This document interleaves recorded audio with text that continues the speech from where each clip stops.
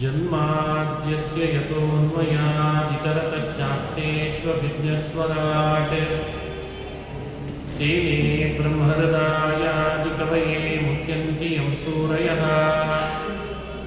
तेजो वाजिमृदां यथा विनिमयो यत्र त्रिसर्गो मृषा धाम्ना स्वेन सदा निरस्तकुहकं सत्यं परं धीमहि सृष्टिस्थित्यप्ययेहानियतिरिचितमो बन्धमोक्षाश्च यस्मात् अस्य श्री ब्रह्मरुद्रप्रभृतिसुरनरद्वीषशत्रुत्मकस्य विष्णोर्व्यस्ताः समस्ताः सकलगुणनिधिः सर्वदोषव्यपेतः पूर्णानन्दो व्ययो यो गुरुरपि परमः चिन्तयेतं महन्तम् नारायणं नमस्कृत्य नरं चैव नरोत्तमं देवीं सरस्वतीं व्यासं ततो जयमुदीरयेत् अभ्रमं भङ्गरहितं अजडं विमलं सदा आनन्दतीर्थमतुलं भजे तापत्रयापहम् यं प्रव्रजन्तमनुपेतमपेतकृत्यं द्वैपायनो विरहकातराजुहाव पुत्रेति तन्मयतया तरवोऽपि निरुः तं सर्वभूतहृदयं मुनिमानतोऽस्मि मूकोऽपि यत्प्रसादेन मुकुन्दशयनायते राजराजायते रिक्तो राघवेन्द्रं तमाश्रये आपादमौलिपर्यन्तं गुरूणामाकृतिं स्मरेत् तेन विघ्नाः प्रणश्यन्ति सिद्ध्यन्ति च मनोरथाः स्वस्त्यस्तु अशेषसतां सन्मङ्गलानि भवन्तु ब्रह्मरुद्रादिवन्द्यं त्वां भजे वेङ्कटनायकं निवारयाश्वनिष्ठानि साधयेष्टानि माधव ಶ್ರೀ ಹರಿವಾಯು ಗುರುಗಳ ಚರಣಾರವಿಂದಗಳಲ್ಲಿ ಭಕ್ತಿಪೂರ್ವಕ ಪ್ರಣಾಮಗಳನ್ನು ಅರ್ಪಿಸಿ ಶ್ರೀಮದ್ ಭಾಗವತ ಮಹಾಪುರಾಣದ ಅಷ್ಟಮ ಸ್ಕಂದದಲ್ಲಿ ವೈವಸ್ವತ ಮನ್ವಂತರದಲ್ಲಿ ನಡೆದಂಥ ವಾಮನಾವತಾರದ ಚರಿತ್ರೆಯನ್ನು ಚಿಂತನೆ ಮಾಡ್ತಾ ಬಂದ್ವಿ. ವಾಮನನ ಅವತಾರ ವೈವಸ್ವತದಲ್ಲಿ ಆದದ್ದು, ಅವನೇ ತ್ರಿವಿಕ್ರಮನಾಗಿ ಬೆಳೆದದ್ದು. ಭಕ್ತನನ್ನು ಪರೀಕ್ಷೆ ಮಾಡಲಿಕ್ಕೆ ಭಗವಂತ ಭಕ್ತನ ಮೇಲೆ ಅನುಗ್ರಹ ಮಾಡ್ತಾನೆ. ಅನುಗ್ರಹ ಮಾಡುವಾಗ ಪರೀಕ್ಷೆ ಮಾಡ್ತಾನೆ. ಯಾರನ್ನು ಪರಮಾತ್ಮ ಪರೀಕ್ಷೆ ಮಾಡದೆ ಸ್ವೀಕಾರ ಮಾಡಲ್ಲ ಅಂತಿದೆ. ಲಕ್ಷ್ಮೀದೇವಿಯನ್ನು ಪರೀಕ್ಷೆ ಮಾಡ್ತಾನೆ, ಬ್ರಹ್ಮಾದಿ ದೇವತೆಗಳನ್ನು ಪರೀಕ್ಷೆ ಮಾಡ್ತಾನೆ, ಭಕ್ತನನ್ನು ಮಾಡ್ತಾನೆ, ಬೇರೆ ಬೇರೆ ಭಕ್ತನನ್ನು ಮಾಡ್ತಾನೆ. ಯಸ್ಯಾನುಗ್ರಹ ವಿಚ್ಛಾಮಿ ತಸ್ಯ ವಿತ್ತಂ ಹರಾಮ್ಯಹಂ. ಯಾರಿಗೆ ಅನುಗ್ರಹ ಮಾಡಲಿಕ್ಕೆ ಅಂತ ನಾನು ಇಚ್ಛೆ ಪಡ್ತೇನೆ ಅವನ ಸಂಪತ್ತನ್ನು ಕಸದು ಪರೀಕ್ಷೆ ಮಾಡ್ತೇನೆ ಅಂತ ದೇವರೇ ಹೇಳಿದ್ದಾನೆ. ಹಾಗಾಗಿ ನಮಗೆ ಸಂಪತ್ತು ಬಂದಾಗ ಅಥವಾ ಸಂಪತ್ತು ಕೈಮೀರಿ ಕೈ ಬಿಟ್ಟು ಹೋದಾಗ ಭಗವಂತನಲ್ಲಿ ನಾವು ಮಾಡುವ ಶ್ರದ್ಧಾಭಕ್ತಿಗಳು ಯಾವತ್ತೂ ಕೂಡ ಕಡಿಮೆ ಆಗಬಾರ್ದು, ವಿಚಲಿತ ಆಗಬಾರ್ದು ಅಂತ ಸಂದೇಶ. ವೇದದಲ್ಲಿ ವಾಮನಾವತಾರದ ಬಗ್ಗೆ ಒಂದು ಮಾತು ಬರ್ತದೆ. ಯಚ್ಚಿಕೇತ ಸತ್ಯಮಿತ್ ತನ್ನ ಮೋಹಂ ವಸುಸ್ಪಾರ್ಹಂ ತಜೇತೋ ತದಾತ. ಯಚ್ಚಿಕೇತ ಸತ್ಯಮಿತ್ ತನ್ನ ಮೋಹಂ. ಈ ಪ್ರಪಂಚ ಎಲ್ಲ ಭಗವಂತನ ಸೃಷ್ಟಿಯಲ್ಲಿ ಮೂಡಿಬಂದದ್ದು, ಇದು ಸತ್ಯವಾದದ್ದು. ಕೆಲವರು ಪ್ರಪಂಚವನ್ನು ಸುಳ್ಳು ಅಂತ ಹೇಳೋರಿದ್ದಾರೆ. ಪ್ರಪಂಚ ಸುಳ್ಳಲ್ಲ, ಭಗವಂತನ ಸೃಷ್ಟಿ ಸುಳ್ಳಲ್ಲ. ಯಚ್ಚಿಕೇತ ಸತ್ಯಮಿತ್, ಇದೆಲ್ಲ ಸತ್ಯ. ಸತ್ಯಭೂತವಾದ ಈ ಪ್ರಪಂಚವನ್ನು ಪರಮಾತ್ಮ ಸೃಷ್ಟಿ ಮಾಡಿದ್ದಾನೆ. ಇದು ಮೋಹ, ವ್ಯರ್ಥನೂ ಅಲ್ಲ, ಸುಳ್ಳೂ ಅಲ್ಲ. ಇಲ್ಲಿ ಭಗವಂತನ ಆಡಳಿತ ಹೇಗಿರ್ತದೆ ಅಂತಲಿಕ್ಕೆ ಈ ವಿಷಯ ಹೇಳ್ತಾರೆ ವಾಮನಾವತಾರದ ಚರಿತ್ರೆಯಲ್ಲಿ. ಅವನ ಆಡಳಿತದ ಮಹಿಮೆ ಏನು ಅಂದರೆ ವಸುಸ್ಪಾರ್ಹ. ಇಲ್ಲಿ ಸೃಷ್ಟಿ ಮಾಡಿದ ಯಾರೆಲ್ಲ ಜೀವರಿದ್ದಾರೋ ಅವರಿಗೆ ಎಷ್ಟೆಷ್ಟು ಸಂಪತ್ತು ಬೇಕೋ, ಅಧಿಕಾರ ಬೇಕೋ ಎಲ್ಲ ಮೊದಲೇ ಭಗವಂತ ಸೃಷ್ಟಿಕಾಲದಲ್ಲೇ ಮಾಡಿಬಿಟ್ಟಿರ್ತಾರಂತೆ. ಸೃಷ್ಟಿಕಾಲದಲ್ಲಿ ಸೃಷ್ಟಿ ಮಾಡಿಬಿಟ್ಟಿರ್ತಾರೆ. ಅದಕ್ಕೆ ಸ್ಪಾರ್ಹಂ ವಸು, ಎಲ್ಲರೂ ಅಪೇಕ್ಷಿಸುವ ವಸ್ತು ಸಂಪತ್ತು. ವಸು ಅಂದರೆ ಸಂಪತ್ತು. ಸ್ಪಾರ್ಹಂ ಸ್ಪೃಹಣೀಯಂ ಅಂತ. ಅದನ್ನು ಅವರವರ ಅರ್ಹತೆಗೆ ಅನುಗುಣ ಸಮಯ ಬಂದಾಗಲೇ ಕೊಡ್ತಾನಂತೆ. ಕೆಲವೊಮ್ಮೆ ಸಮಯಕ್ಕಿಂತ ಮೊದಲೇ ನಾವು ಕೇಳಲಿಕ್ಕೆ ಶುರು ಮಾಡಿರ್ತೀವಿ. ಅಂದರೆ ಅದು ಇನ್ನೊಂದು 2 ವರ್ಷ ಆದಮೇಲೆ ನಮಗದು ಸಿಗಬೇಕು ಅಂತ ವ್ಯವಸ್ಥೆ ಇರ್ತದೆ. ನಾವು ಮೊದಲೇ ಅದನ್ನು ಅಪೇಕ್ಷೆ ಪಡ್ತೀವಿ. ಅದು ನೋಡಿದರೆ ಅದು ನಮಗೆ ಸಿಗೋದು, ಆದರೆ ಸಮಯ ಆವಾಗಿದೆ.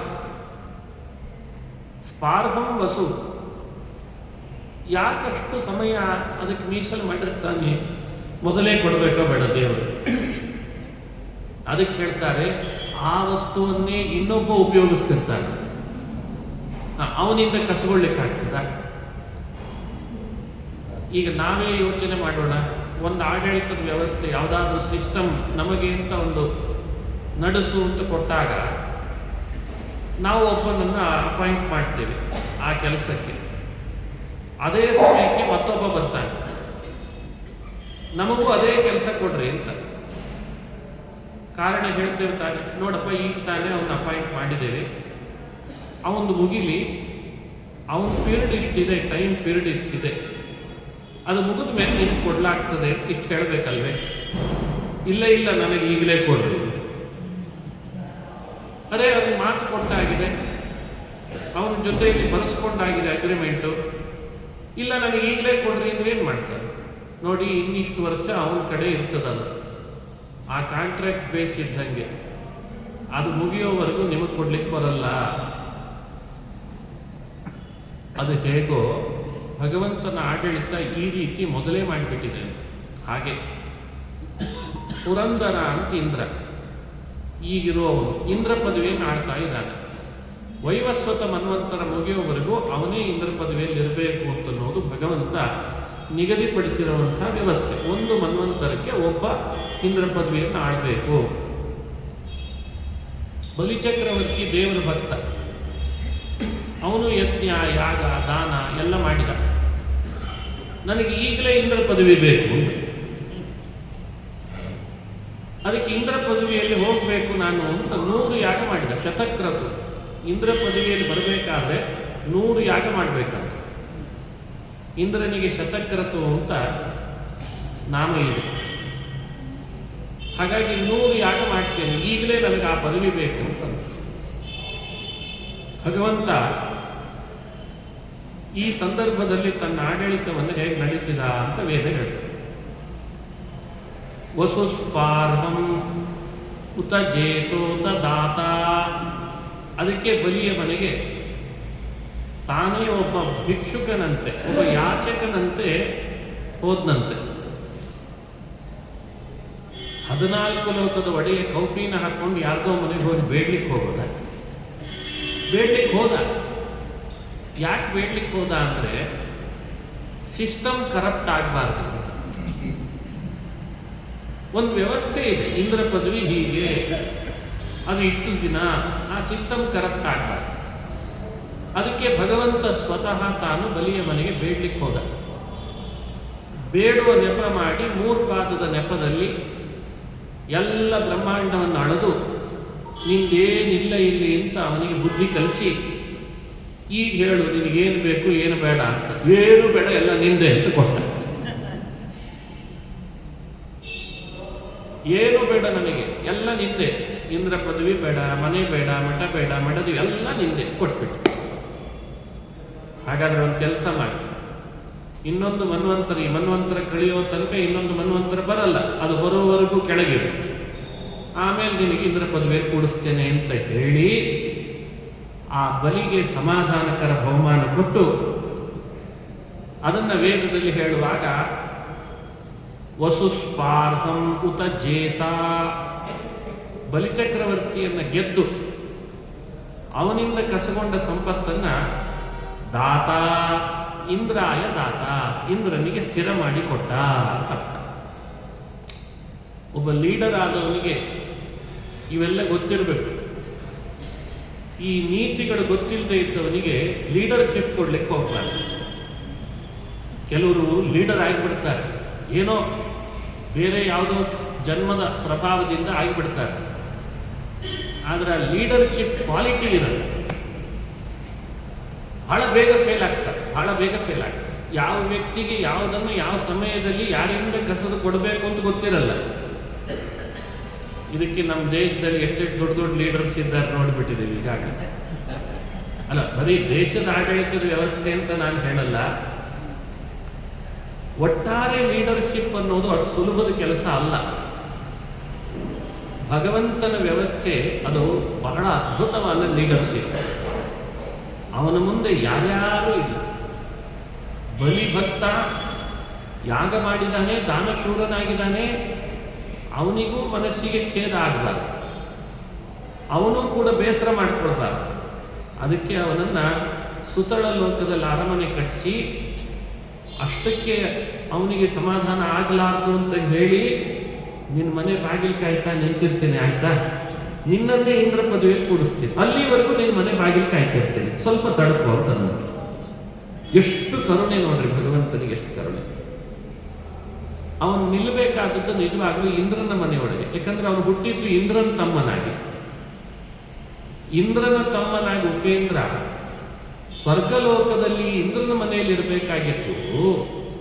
ಆದರೆ ಬಲಿ ಮಾಡಿದ ಭಕ್ತಿಗೆ ಪರವಶನಾಗಿ ಅಸುರರ ಅಧಿಪತಿ ಅಂತ ಅನಿಸ್ಕೊಂಡ ಬಲಿಯ ಮನೆಗೆ ಬಾಗಿಲು ಕಾಯ್ತಾ ನಿಂತಿದ್ದಾನೆ. ಅದಕ್ಕೆ ಅನ್ನೋದು, ನಮೇ ದ್ವೇಷಿಯೋಸ್ತಿ ನ ಪ್ರಿಯ, ನನಗೆ ದ್ವೇಷಿಯೂ ಇಲ್ಲ, ನನಗೆ ಪ್ರಿಯನೂ ಇಲ್ಲ, ಆದರೆ ನನ್ನಲ್ಲಿ ಅಚ್ಛಿನ್ನ ಭಕ್ತಿ ಮಾಡಿ ಸರ್ವಸ್ವ ಸಮರ್ಪಣೆ ಮಾಡಿದ್ದೆ, ನಾನು ಅವರಿಗೆ ವಶನಾಗೇ ಆಗ್ತೇನೆ ಅಂತ. ಬಲಿ ಒಬ್ಬ ಅಸುರ ಕುಲದಲ್ಲಿ ಹುಟ್ಟಿದ್ರು, ಅಸುರನ ಮನೆಯಲ್ಲಿ ಭಗವಂತ ಬಾಗಿಲು ಕಾಯ್ತಾ ನಿಂತಿರುವಂತಹ ಕಥೆ ಭಾಗವತದಲ್ಲಿ ಬರ್ತದೆ. ಕರುಣೆಗೆ ಕರುಣೆನೂ ಸರಿ, ನೀತಿಗೆ ನೀತಿನೂ ಸರಿ, ನಿಯಮಕ್ಕೆ ನಿಯಮನೂ ಸರಿ ಅಂತಾನೆ ಭಗವಂತ. ವ್ಯತ್ಯಾಸ ಮಾಡಲಿಲ್ಲ, ಸ್ವಲ್ಪವೂ ವ್ಯತ್ಯಾಸ ಮಾಡಲಿಲ್ಲ. ಮಾಡ್ಬೋದಾಗಿತ್ತಲ್ಲ, ಏಯ್ ಪುರಂದರ ನೀನು ಇಳಿದು ಬಿಡು ಸಾಕು, ಬಲಿ ನೀನು ಕೂಡಿಸಿಬಿಡ್ತೀನಿ ಅಂತ ದೇವರಿಗೆ ನನ್ನೋದು ಕಷ್ಟ ಐತೆ. ಅಥವಾ ಹಾಗೆ ಮಾಡಿದ್ರೆ ಯಾರಾದರೂ ಇಂದ್ರ ತಕರಾರು ತೆಗೆದು ಜಗಳಾಡ್ತಿದ್ನೆ, ಜಗಳಾಡಿದ್ರೆ ಇಂದ್ರ ಉಳಿತಾನ? ದೇವರ ಆಡಳಿತ. ಆದ್ರೆ ಹಾಗೆ ಮಾಡಲಿಲ್ಲ. ಆ ಮನ್ವಂತರಕ್ಕೆ ಅವನಿಗೆ ಆ ಪದವಿ ಮೀಸಲು. ಇದರಲ್ಲಿಯೂ ತನ್ನ ಸಮತ್ವವನ್ನು ತೋರಿಸಿದಂತಹ ಶ್ರೀಹರಿಯ ಕಥೆ ಇದು ಅಂತ ಹೇಳ್ತದೆ. ಯಾಕಿಷ್ಟು ವಿಸ್ತಾರ ಮಾಡಿತ್ತು? ಇದು ನಮಗೆ ತಿಳುವಳಿಕೆ ಕೊಡಬೇಕಾಗಿದೆ. ಇವತ್ತು ನಾವು ಅನುಭವಿಸುವಂತಹ ಏನೆಲ್ಲ ಪದವಿಗಳಿವೆ, ಅಥವಾ ವಸು ಸ್ಪಾರ್ಹಂ ಸ್ಪೃಹಣೀಯಂ ವಸು ಸಂಪತ್ತುಗಳಿವೆ, ಅಥವಾ ಮುಂದೆ ಇನ್ನೊಂದಿಷ್ಟು ಅನುಭವಿಸಲಿಕ್ಕಿರುವ ಎಷ್ಟೋ ಪದವಿಗಳಿವೆ, ಸಂಪತ್ತಿದೆ, ಅವು ಯಾವುದೂ ಕೂಡ ಆಕಸ್ಮಿಕ ಅಲ್ಲ. ಇದನ್ನು ತಿಳಿಸ್ಬೇಕು. ಮೊದಲು ನೀ ಏನೆಲ್ಲ ಅನುಭವಿಸಿದ್ದಿ, ಇದು ಯಾವುದೂ ಆಕಸ್ಮಿಕವಾಗಿ ಬಂದಿಲ್ಲ. ಏನೋ ಬಂತು, ಯಾರೋ ಕೊಡ್ಲಿಲ್ಲ, ಸುಮ್ಮನೆ ಬಂತಷ್ಟೇ, ಅದನ್ನು ಅನುಭವಿಸ್ತು. ಈಗ ಅನ್ಕೊಳ್ಬೇಡ, ಎಲ್ಲ ಮೊದಲೇ ನಿಗದಿತವಾಗಿ ಬಂದಿರ್ತದೆ. ಮುಂದೆ ಬರ್ಲಿಕ್ಕಿರೋದು ಕೂಡ ಈಗಲೇ ನಿಗದಿ ಆಗಿರ್ತದೆ. ಈಗಲೇ ಇಂಥ ದಿನಕ್ಕೆ ಇಂಥ ಸಮಯಕ್ಕೆ ನಿನಗಿಂಥ ಒಂದು ಸಂಪತ್ತು ಒದಗಬೇಕು, ಒದಗ್ತದೆ, ಅದು ನಿಗದಿತ ಆಗಿರ್ತದೆ. ಅದನ್ನು ವ್ಯವಸ್ಥೆ ಮಾಡಿರ್ತಾನೆ. ಅದು ಈಗಲೇ ಯಾಕೆ ಬರ್ತಿಲ್ಲ? ಇನ್ನೊಬ್ಬರು ಉಪಯೋಗಿಸ್ತಿರ್ತಾರೆ, ಬಂತಿರಲಿಲ್ಲ ಅಷ್ಟೇ. ಆ ಪದವಿ ಇನ್ನೊಬ್ಬರು ಆಳ್ತಾ ಇರ್ತಾರೆ, ಅದಕ್ಕೆ ಬಂದಿಲ್ಲ ಅಷ್ಟೇ. ನಮಗೆ ಇದನ್ನು ಸ್ಪಷ್ಟಪಡಿಸ್ತಾನೆ ಭಗವಂತ. ನೋಡು, ನಿನಗೆ ಅಂತ ಸಂಪತ್ತನ್ನ, ನಿನಗೆ ಅಂತ ಭಾಗ್ಯವನ್ನ ಸೃಷ್ಟಿಕಾಲದಲ್ಲೇ ಸೃಷ್ಟಿ ಮಾಡಿಟ್ಟಿರ್ತೀನಿ. ಯಾರೆಲ್ಲ ಹುಟ್ಟಿರ್ತಾರೋ ಅದು ಪ್ರವಾಹದಂತೆ ಅದನ್ನೇ ಅನುಭವಿಸಿ ಹೋಗ್ತಿರ್ತಾರೆ. ನೀನು ಆ ಸಮಯವನ್ನು ನಿರೀಕ್ಷೆ ಮಾಡಬೇಕಾಗ್ತದೆ. ಅದಕ್ಕೆ ಪೂರ್ವದಲ್ಲಿ ಮಾಡಬೇಕಾದ ಸಾಧನೆಗಳನ್ನು ನೀನು ನಡೆಸಬೇಕಾಗ್ತದೆ. ಅವಸರ ಪಟ್ಟರೆ ಇದ್ದದ್ದು ಕಿತ್ಕೊಂಡು ಹೋಗ್ತದೆ. ಈ ವಿಷಯವನ್ನು ನಮಗೆ ಸ್ಪಷ್ಟಪಡಿಸಲಿಕ್ಕೆ ಭಗವಂತ ವಸುಸ್ಪಾರ್ಹಂ ಉತ ಜೇತೋತ ದಾತ, ಈ ವೇದ ಮಂತ್ರ ಭಗವಂತನ ಆಡಳಿತ ಹೀಗಿದೆ, ಭಗವಂತ ಸಂಪತ್ತನ್ನು ಈ ರೀತಿ ನೀಡುತ್ತಾನೆ, ಭಕ್ತಿಗೆ ಹೀಗೆ ಪರವಶನಾಗ್ತಾನೆ, ತನ್ನ ಶರಣ ಬಂದವರಿಗೆ ತಾನು ವಶನಾಗಿ ನಿಲ್ತಾನೆ. ಇದೆಲ್ಲ ವಿಷಯವನ್ನು ವಾಮನಾವತಾರದಿಂದ ತಿಳಿದಿದೆ.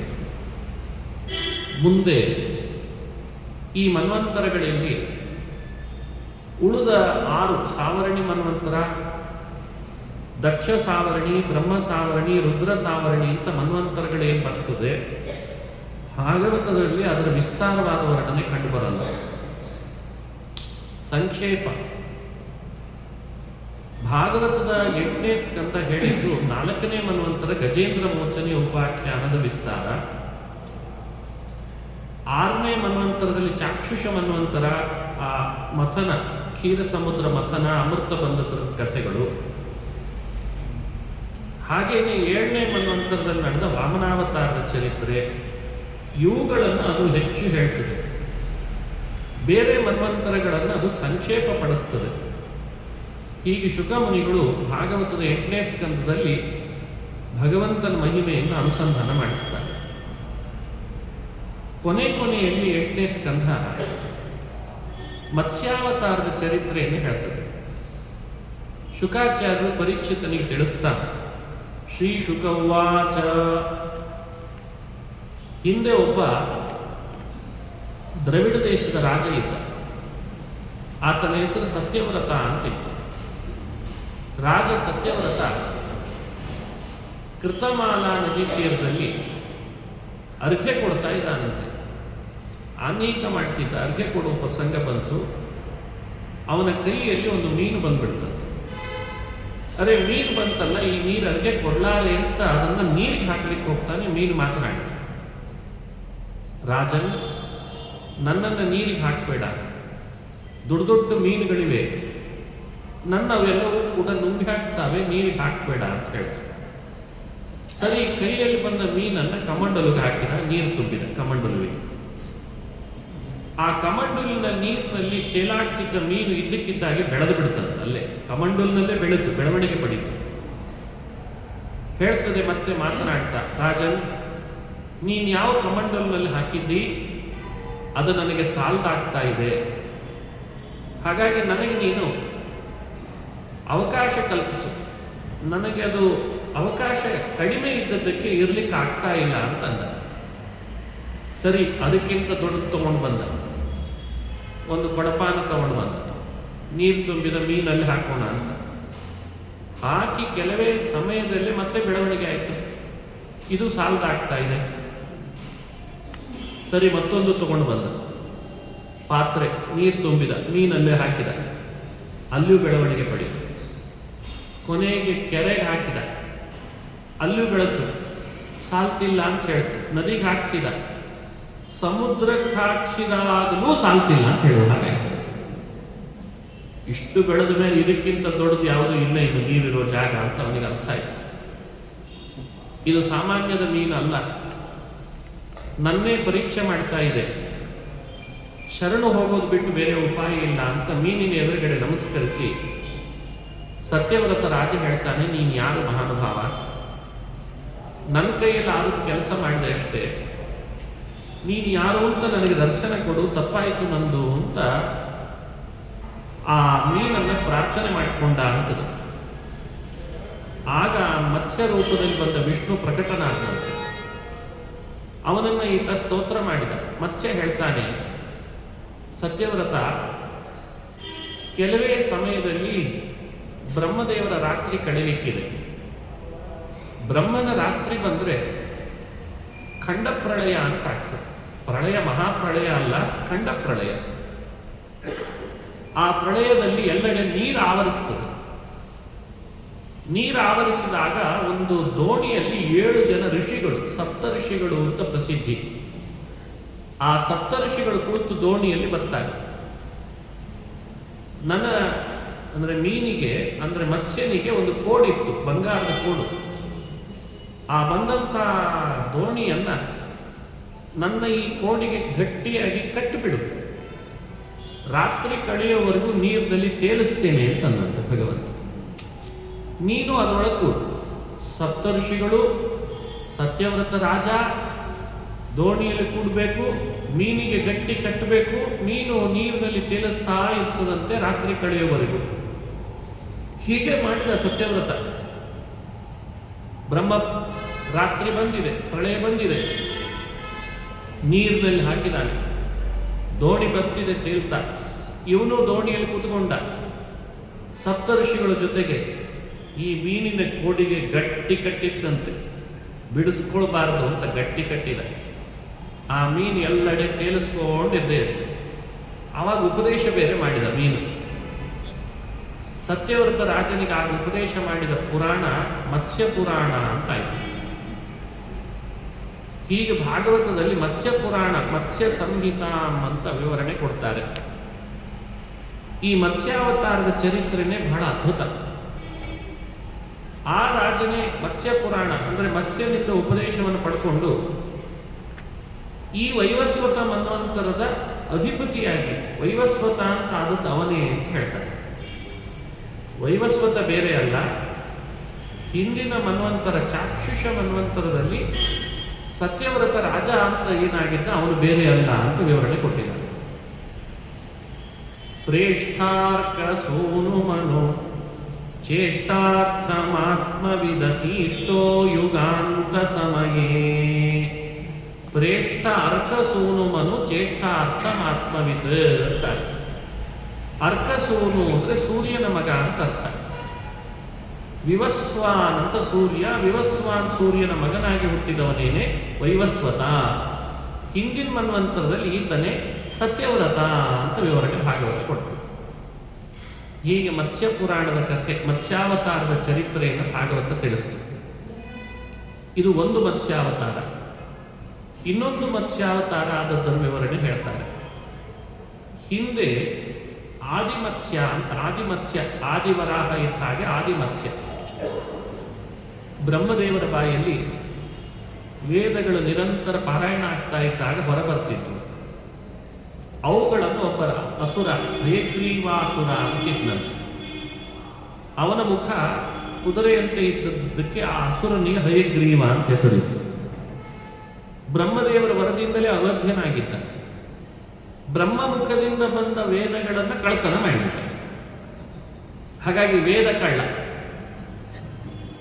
ದುಡ್ಡು ಕಳ್ಳ ಅಲ್ಲ ಇವ, ದೊಡ್ಡ ಕಳ್ಳ, ವೇದ ಕಳ್ಳ. ವೇದಗಳನ್ನು ಅಪಹರಿಸಿದಾಗ ಬ್ರಹ್ಮದೇವರು ದೇವರನ್ನು ಪ್ರಾರ್ಥನೆ ಮಾಡಿದರು. ಆಗ ಭಗವಂತ ಮತ್ಸ್ಯನಾಗಿ ಅವತಾರ ಮಾಡಿ ಈ ವೇದ ಕಳ್ಳ ಹಯಗ್ರೀವನನ್ನು ಕೊಂದು ಪುನಃ ವೇದಗಳನ್ನು ತಂದು ಬ್ರಹ್ಮದೇವರಿಗೆ ಕೊಟ್ಟನಂತೆ. ಇದೊಂದು ಮತ್ಸ್ಯಾವತಾರ. ಹೀಗೆ ವೇದಾಪಹರಿಸಿದ ಹಯಗ್ರೀವನ ಸಂಹಾರ ಮಾಡಿ ವೇದ ತಂದು ಕೊಟ್ಟ ಮತ್ಸ್ಯ, ಸತ್ಯವ್ರತನಿಗೆ ಅನುಗ್ರಹಿಸಿದಂತಹ ಮತ್ಸ್ಯ ಅಂತ ಮತ್ಸ್ಯಾವತಾರದ ಚರಿತ್ರೆ ಹೇಳ್ತಾರೆ. ಪ್ರಳಯ ಪಯಸಿ ಧಾತು ಸುಪ್ತ ಶಕ್ತೇರ್ಮುಖೇಭ್ಯಃ ಶ್ರುತಿಗಣಮಪನೀತಂ ಪ್ರತ್ಯುಪಾದತ್ತ ಹತ್ವಾ ದಿತಿಜಮಕಥಯಚ್ಚ ಬ್ರಹ್ಮ ಸತ್ಯವ್ರತಾನಾಂ ತಮಜಮಖಿಲ ಹೇತುಂ ಜಿಗ್ಮಮೀನಂ ನತೋಸ್ಮಿ. ಇದು 8ನೇ ಸ್ಕಂದ ಭಾಗವತದ ಮಾತು. ಮತ್ಸ್ಯಾವತಾರದ ಎರಡೂ ಚರಿತ್ರೆಯನ್ನು ಒಂದೇ ಶ್ಲೋಕದಲ್ಲಿ ಸಂಗ್ರಹಿಸಿ ಹೇಳಿದ್ದಾರೆ. ಪ್ರಳಯ ಪಯಸಿ ಧಾತು ಸುಪ್ತ ಶಕ್ತೇರ್ಮುಖೇಭ್ಯಃ ಶ್ರುತಿಗಣಮಪನೀತಂ ಪ್ರತ್ಯುಪಾದತ್ತ ಹತ್ವಾ. ಶ್ರುತಿಗಣಂ ಅಪನೀತಂ, ವೇದಗಳನ್ನು ಅಪಹರಿಸಿದ್ದ, ಅವನನ್ನು ಹತ್ವ ಸಂಹಾರ ಮಾಡಿದ. ಅಂಥ ಮೀನನ್ನು ನಮಸ್ಕರಿಸ್ತೇನೆ ಅಂತ ಭಾಗವತ ಮತ್ಸ್ಯಾವತಾರದ ಚರಿತ್ರೆಯನ್ನು ಅನುಸಂಧಾನ ಮಾಡಿಸ್ತದೆ. ಈ ಚರಿತ್ರೆಯ ಸಂದೇಶ ಏನು? ಮೀನು ಕೇಳ್ತು, ಸತ್ಯವ್ರತ ನನಗೊಂದು ಅವಕಾಶ ಕಲ್ಪಿಸು. ಅದಕ್ಕಾತ ಕಮಂಡಲು, ಪಾತ್ರೆ, ಕೆರೆ, ನದಿ ಅಲ್ಲೆಲ್ಲ ಅವಕಾಶ ಕಲ್ಪಿಸು. ಭಗವಂತ ಬೆಳೆದು ಬೆಳೆದು ಬೆಳೆದು ಬೆಳೆದು ಸಾಲದು ಸಾಲದು ಅಂತ ಹೇಳಿದಂತೆ. ಅದರ ಅಭಿಪ್ರಾಯ, ಭಕ್ತನಿಗೆ ಭಗವಂತ ಕೇಳ್ತಾನೆ, ನಿನ್ನ ಮನಸ್ಸಿನಲ್ಲಿ ನನಗೆ ಅವಕಾಶ ಕಲ್ಪಿಸು ಅಂತ. ನಾವು ದೇವರಿಗೆ ಬಾಹ್ಯ ಪ್ರಪಂಚದಲ್ಲಿ ಅವಕಾಶ ಕಲ್ಪಿಸ್ತೇವೆ ಅಂತ ಹೊರಡ್ತೇವೆ. ಅಲ್ಲಿ ಇದ್ದೇ ಇದ್ದೇನೆ ಅಂತ ದೇವರು. ಅಲ್ಲೆಲ್ಲ ನಾನು ಇದ್ದೇ ಇದ್ದೇನೆಪ್ಪ, ನಿನ್ನ ಮನಸ್ಸಿನಲ್ಲಿ ನನಗೆ ಅವಕಾಶ ಕಲ್ಪಿಸ್ತದೆ. ಈ ವಿವರಣೆಯನ್ನು ಕೊಡಬೇಕು. ಭಗವಂತ ಸಣ್ಣ ಮೀನಾಗಿ ಬಂದಿದ್ದಾನೆ. ಯಾಕೆ? ನಮ್ಮೆಲ್ಲರ ಮನಸ್ಸು ಬಹಳ ಸಣ್ಣದಿದೆ ಅಂತ ಗೊತ್ತವನಿಗೆ. ಸಣ್ಣ ಮನಸ್ಸು, ನಮ್ದೆಲ್ಲ ಸಣ್ಣ ಮನಸ್ಸು. ಭಕ್ತರ ಮನಸ್ಸು ಸಣ್ಣ ಆದ್ದರಿಂದ ತಾನು ಅಣುವಾದ ರೂಪವನ್ನೇ ತಾಳಿ ನಿನ್ನ ಅಣು ಮನಸ್ಸಿನಲ್ಲೂ ನಾನು ಇರಬಲ್ಲೆ, ಅವಕಾಶ ಕಲ್ಪಿಸು ಅಂತ ನಮಗೆ ಸಂದೇಶವನ್ನು ಕೊಡ್ತಾ ಇದ್ದಾರೆ. ಇನ್ನೊಂದು ಸಂದೇಶ, ಬಂದ ದೋಣಿಯಲ್ಲಿ ರಾಜ ಸತ್ಯವ್ರತ ಕುಳಿತು, ಸಪ್ತರ್ಷಿಗಳೊಟ್ಟಿಗೆ ಕುಳಿತು ಮೀನಿನ ಕೋಡಿಗೆ ಹಗ್ಗ ಕಟ್ಟಿದ. ಅದು ನೀರಿನಲ್ಲಿ ತೇಲಿಸ್ತು, ಮುಳುಗಿಸ್ಲಿಲ್ಲ. ಈಗ ನಾವು ಕೂಡ ಅನುಸಂಧಾನ ಮಾಡಬೇಕು. ನಾವೆಲ್ಲ ನೀರಿನಲ್ಲಿ ತೇಲ್ಬೇಕಿದೆ, ಮುಳುಗಬಾರದು. ಯಾವುದು ನೀರಿಲ್ಲಿ? ಅಲ್ಲಿ ಪ್ರಳಯದ ನೀರಾದರೆ ಇಲ್ಲಿ ಸಂಸಾರದ ನೀರು. ಈ ಸಂಸಾರ ಸಾಗರದ ನೀರಿನಲ್ಲಿ ತೇಲ್ಬೇಕಾದ್ರೆ ತೇಲಿಸ್ಲಿಕ್ಕೆ ಅಂತ ನಮಗೆ ಮೀನು ಬೇಕು. ಮೀನಿನ ಕೋಡಿಗೆ ಗಟ್ಟಿ ಕಟ್ಟಿದ್ರಷ್ಟೇ ತೇಲಿಕ್ಕಾಗ್ತದೆ. ಹಾಗಾದ್ರೆ ಮೀನು, ಅದರ ಕೋಡು ಅಂದ್ರೆ ಭಗವಂತನ ಪಾದ ಅಂತ ಅರ್ಥ. ಪರಮಾತ್ಮನ ಪಾದಗಳಿಗೆ ಗಟ್ಟಿಯಾಗಿ ಯಾರು ಹಗ್ಗದಿಂದ ಕಟ್ತಾರೆ, ಅರ್ಥಾತ್ ಹಗ್ಗ ಅಂದ್ರೆ ಭಕ್ತಿ, ಭಕ್ತಿ ಪಾಶದಿಂದ ಭಗವಂತನ ಪಾದಕ್ಕೆ ಯಾರು ಗಟ್ಟಿ ಕಟ್ತಾರೋ ಸಂಸಾರದ ಸಾಗರದ ನೀರಿನಲ್ಲಿ ಅವರನ್ನು ತೇಲಿಸ್ತೇನೆ ಹೊರತು ಮುಳುಗಿಸಲ್ಲ ಅನ್ನೋ ಸಂದೇಶವನ್ನ ಮತ್ಸ್ಯಾವತಾರದಿಂದ ನಮಗೆ ತಿಳಿಸ್ತಾನೆ. ಮೇಲಾಗಿ ಭಕ್ತಿ ಪಾಶದಿಂದ ಕಟ್ಟಿದ್ದಕ್ಕೆ ಸತ್ಯವ್ರತರಾಜನಿಗೆ ರಾತ್ರಿ ಕಳೆಯುವವರೆಗೂ ಕೂಡ ಮತ್ಸ್ಯ ಸಂಹಿತೆಯನ್ನು ಉಪದೇಶ ಮಾಡಿದರು. ಅಂದರೆ ಜ್ಞಾನ ಕೊಟ್ಟ. ನಮಗೂ ಇದು ತಿಳುವಳಿಕೆ. ಯಾರು ಭಕ್ತಿ ಪಾಶದಿಂದ ದೇವರ ಪಾದಕ್ಕೆ ಕಟ್ತಾರೆ ಅವರಿಗೆ ಭಗವಂತ ತಾನೇ ಸ್ವತಃ ಜ್ಞಾನವನ್ನು ಕೊಟ್ಟು ಸತ್ಯವ್ರತನಂತೆ ಅನುಗ್ರಹಿಸ್ತಾನೆ ಅಂತ ನಮಗೆ ಅನುಸಂಧಾನ ಮಾಡಿಸ್ತದೆ. ಪ್ರೇಷ್ಠಾರ್ಕ ಸೋನು ಮನೋ ಚೇಷ್ಟಾರ್ಥಮಾತ್ಮವಿತ್ ಅತೀಷ್ಟೋ ಯುಗಾಂತ ಸಮಯೇ ಪ್ರೋಷ್ಠೀಶ ವಿಗ್ರಹ ಸುನಿಷ್ಠೀವನೋದ್ಧತ ವಿಶಿಷ್ಟಾಂಬು ಚಾರಿ ಜಲಧೇ ಕೋಷ್ಟಾಂತರಾಹಿತ ವಿಚೇಷ್ಟಾಗ ಮೋಘ ಪರಮೇಷ್ಟೀಡಿತ ತ್ವಮವಮಾ. ಆತ್ಮಶೃಂಗಧೃತ ಅಂತಂದಿದ್ದಾರೆ. ಅದಕ್ಕೆ ಆತ್ಮಶೃಂಗ ಅಂದ್ರೆ ಕೋಡು ಅಂತ ಅರ್ಥ. ಈಗ ಮತ್ಸ್ಯಾವತಾರದ ಚರಿತ್ರೆಯ ಸಂದೇಶ. ವೇದ ಅಪಹರಿಸಿದ್ದವ ಹಯಗ್ರೀವ, ಅವನನ್ನು ಕೊಂದು ಭಗವಂತ ವೇದವನ್ನು ತಂದು ಕೊಟ್ಟ ಅಂತ ಚಿಂತನೆ ಮಾಡಿದರೆ ನಮಗೆ ಅದರಿಂದಲೂ ಒಂದು ತಿಳುವಳಿಕೆ ಕೊಡ್ತದೆ. ವೇದೋಪದೇಶವನ್ನು ನಾನೇ ಮಾಡ್ತೇನೆ, ವೇದಜ್ಞಾನವನ್ನು ನೀಡ್ತೇನೆ ನನ್ನನ್ನು ಆರಾಧಿಸಿದರೆ ಅಂತ ಹೇಳ್ತದೆ. ಇನ್ನು ಅಣುವಿಗೆ ಅಣುವಾದ ಸಣ್ಣ ರೂಪ ಅಂದ್ರೆ ಅರ್ಥ ಏನು? ಅಣುಗಿಂತ ಅಣು ದೊಡ್ಡದಾಗಿ ಬೆಳೆದ ಅಂದ್ರೆ ಮಹತ್ತಿಗಿಂತ ಮಹತ್ತಾಗಿ ಬೆಳೆದ ಅಂತ ಅರ್ಥ. ನಮಗದರಿಂದ ಒಂದು ತಿಳುವಳಿಕೆ ಕೊಡ್ತದೆ. ವೇದದಲ್ಲಿ ಭಗವಂತನ ಬಗ್ಗೆ ಹೇಳುವಾಗ ಅಣುವಿಗಿಂತ ಅಣುವಿದ್ದಾನೆ, ಮಹತ್ತಿಗಿಂತ ಮಹತ್ತಿದ್ದಾನೆ ಅಂತ ಹೇಳ್ತದೆ. ಅಣೋರಣೀಯಾನ್ ಮಹತೋ ಮಹೀಯಾನ್, ಇದು ಭಗವಂತನ ಸ್ವರೂಪ. ಎಲ್ಲಿ ನೋಡ್ಬೋದು ಅದನ್ನ? ಮತ್ಸ್ಯಾವತಾರದಲ್ಲಿ ನೋಡ್ಬೋದು ಅಂತಂತಾರೆ. ಮಂತ್ರಾಲಯ ಪ್ರಭುಗಳು ಮತ್ಸ್ಯದ ಚಿಂತನೆ ಮಾಡುವಾಗ, ಮತ್ಸ್ಯಾವತಾರದ ಸ್ಮರಣೆ ಮಾಡುವಾಗ ಹೀಗೆ ಹೇಳ್ತಾರಂತೆ: ವೇದ ಸಿದ್ಧ ಮಣುತೋಪ್ಯಣುಭಾವಂ ಮೋದದಾಯಿ ಮಹತೋಪಿ ಮಹತ್ವಂ. ವೇದ ಸಿದ್ಧ ಮಣುತೋಪ್ಯಣುಭಾವಂ, ವೇದದಲ್ಲಿ ಹೇಳಿದಂಥ ಅಣುವಿಗಿಂತ ಅಣು, ಮಹತ್ತಿಗಿಂತ ಮಹತ್ ಅನ್ನುವಂತಹ ಆ ತತ್ವ ಮತ್ಸ್ಯನಾದಾಗ ನಮಗೆ ತಿಳುವಳಿಕೆ ಕೊಡುತ್ತದೆ ಅಂತ ವಿವರಣೆ ಮಾಡ್ತಾರೆ. ಹಾಗಾಗಿ ಭಗವಂತನ ಮತ್ಸ್ಯಾವತಾರ ಅದು ವೇದ ಪ್ರಸಿದ್ಧವಾದ ಅಣುವಿಗೆ ಅಣುತನ, ಮಹತ್ತಿಗೆ ಮಹತ್ತನವನ್ನು ತೋರಿಸಿದ ಅವತಾರ ಅಂತ ಹೇಳಿ ತಿಳಿಬೇಕು. ಇದು ಅಷ್ಟಮ ಸ್ಕಂದದಲ್ಲಿ ಶುಕಮುನಿಗಳು ಪರೀಕ್ಷಿತ್ ರಾಜನಿಗೆ ವಿವರಣೆ ಕೊಟ್ಟರು. 9ನೇ ಸ್ಕಂದ ಶ್ರೀಮದ್ ಭಾಗವತದಲ್ಲಿ ಸೂರ್ಯವಂಶ ಹಾಗೂ ಚಂದ್ರವಂಶ ಅಂತ ಕೇಳ್ತೇವೆ. ಅಲ್ಲಿ ಬಂದ ಭಗವದ್ಭಕ್ತರ ಕಥೆಯನ್ನ, ರಾಜರ್ಷಿಗಳ ಕಥೆಯನ್ನ, ಬ್ರಹ್ಮರ್ಷಿಗಳ ಕಥೆಯನ್ನ 9ನೇ ಸ್ಕಂದ ಹೇಳ್ತದೆ. ಪ್ರಯೋಜನ ಏನು? ಭಗವಂತನ ಕಥೆ ಹೇಳಿದ್ರೆ ಸಾಕಲ್ಲ, ಭಗವದ್ಭಕ್ತರ ಕಥೆ ಹೇಳೋದ್ರಿಂದ ಏನು ಪ್ರಯೋಜನ?